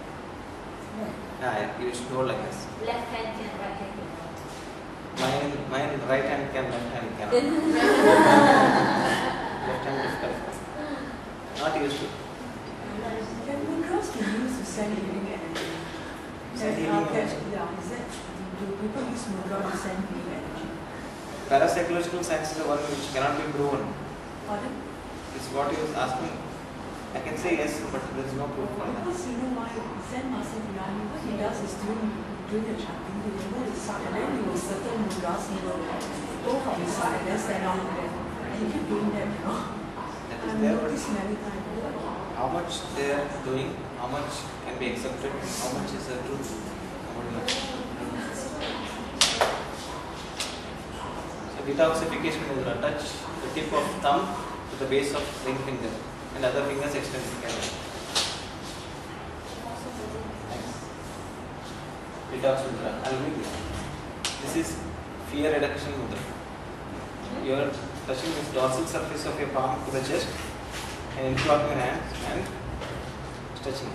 This is a nerve reinforcement technique which most of the neurologists uses. Nerve reinforcement. You have seen the nerve there at the back on photograph. You have seen nerves, autonomic nervous system. It stimulates all the nervous systems, reflexes. Okay.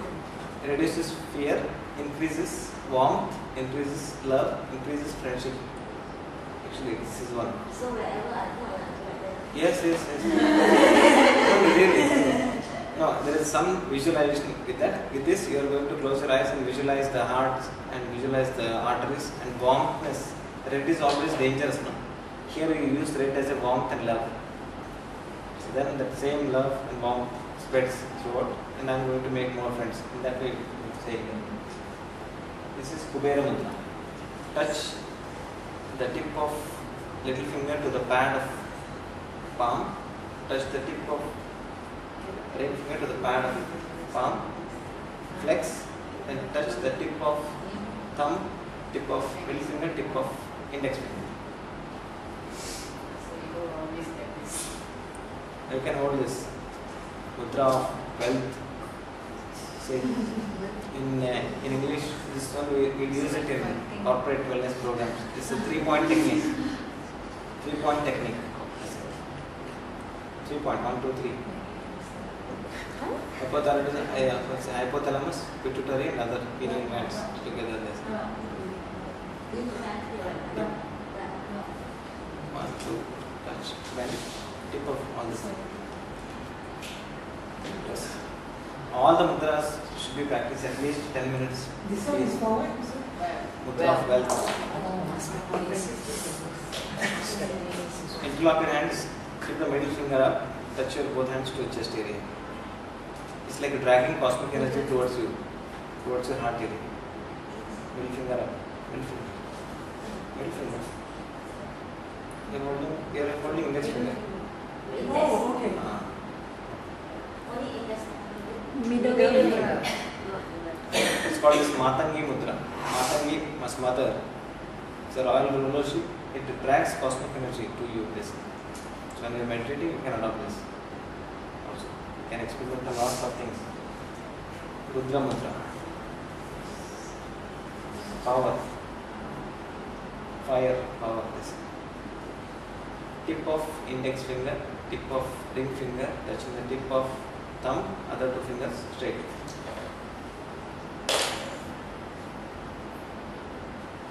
During meditation you can use, it will generate more heat. It's a trust mudra. Interlock your hands like this. Thumbs up. Touch your heart here. Interlock. Thumbs up. Touch. Trust. It builds up more trust within yourself and without also. Interlock. Both hands up. All the fingers. These four fingers touching, crossing this way. Thumb up like that. Thumb up. Trust mudra. This is Usha mudra. Usha means sunrise, early morning. Touch the middle portion of index finger and thumb with another thumb like this. Interlock. Touch it. Press. If you feel lazy early in the morning to get up, just use this technique. And then they say you're lying down, you're pressing this mudra and then gently rubbing your heels to the ankle like that. You'll get up fast. Sure. Yeah. I'm Not like this lying. Totally lying down. Lying down when you feel lazy early morning to get up. And try this. Hold this mudra for a while, for about 5-10 minutes.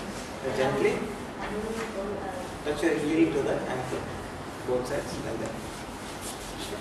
Usha mudra.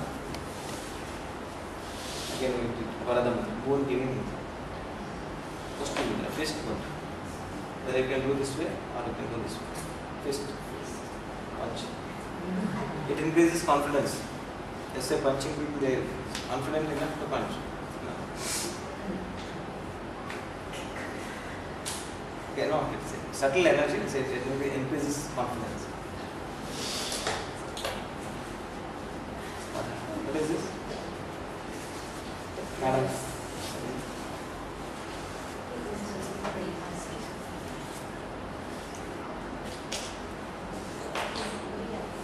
What is this? You should tell me. What is this? like the Prayer. Muslims Prayer. Typical Muslim prayer. prayer. What they do is initially clean up their hands, clean up all the fingernails, clean up your tears, everything, clean up your urination secretion, everything clean. Let's be clean, totally off. And you go sit in a very sacred place. Then you try this. So this is also a form of mudra, which there is a specific name. I don't know. You can tell me.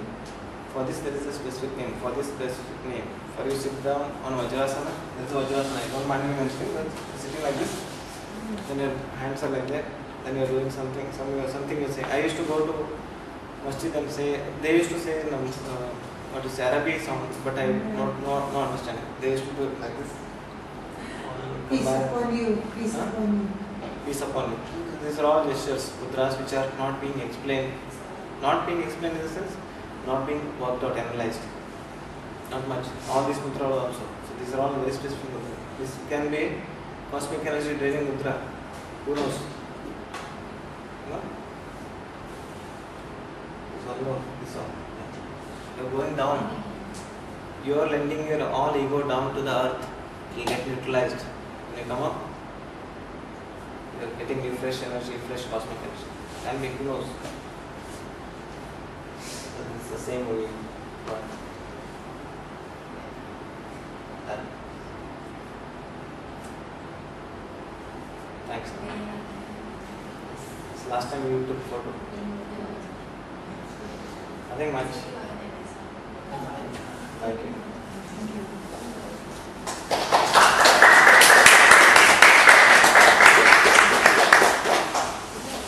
I'm happy to hold you on for this long.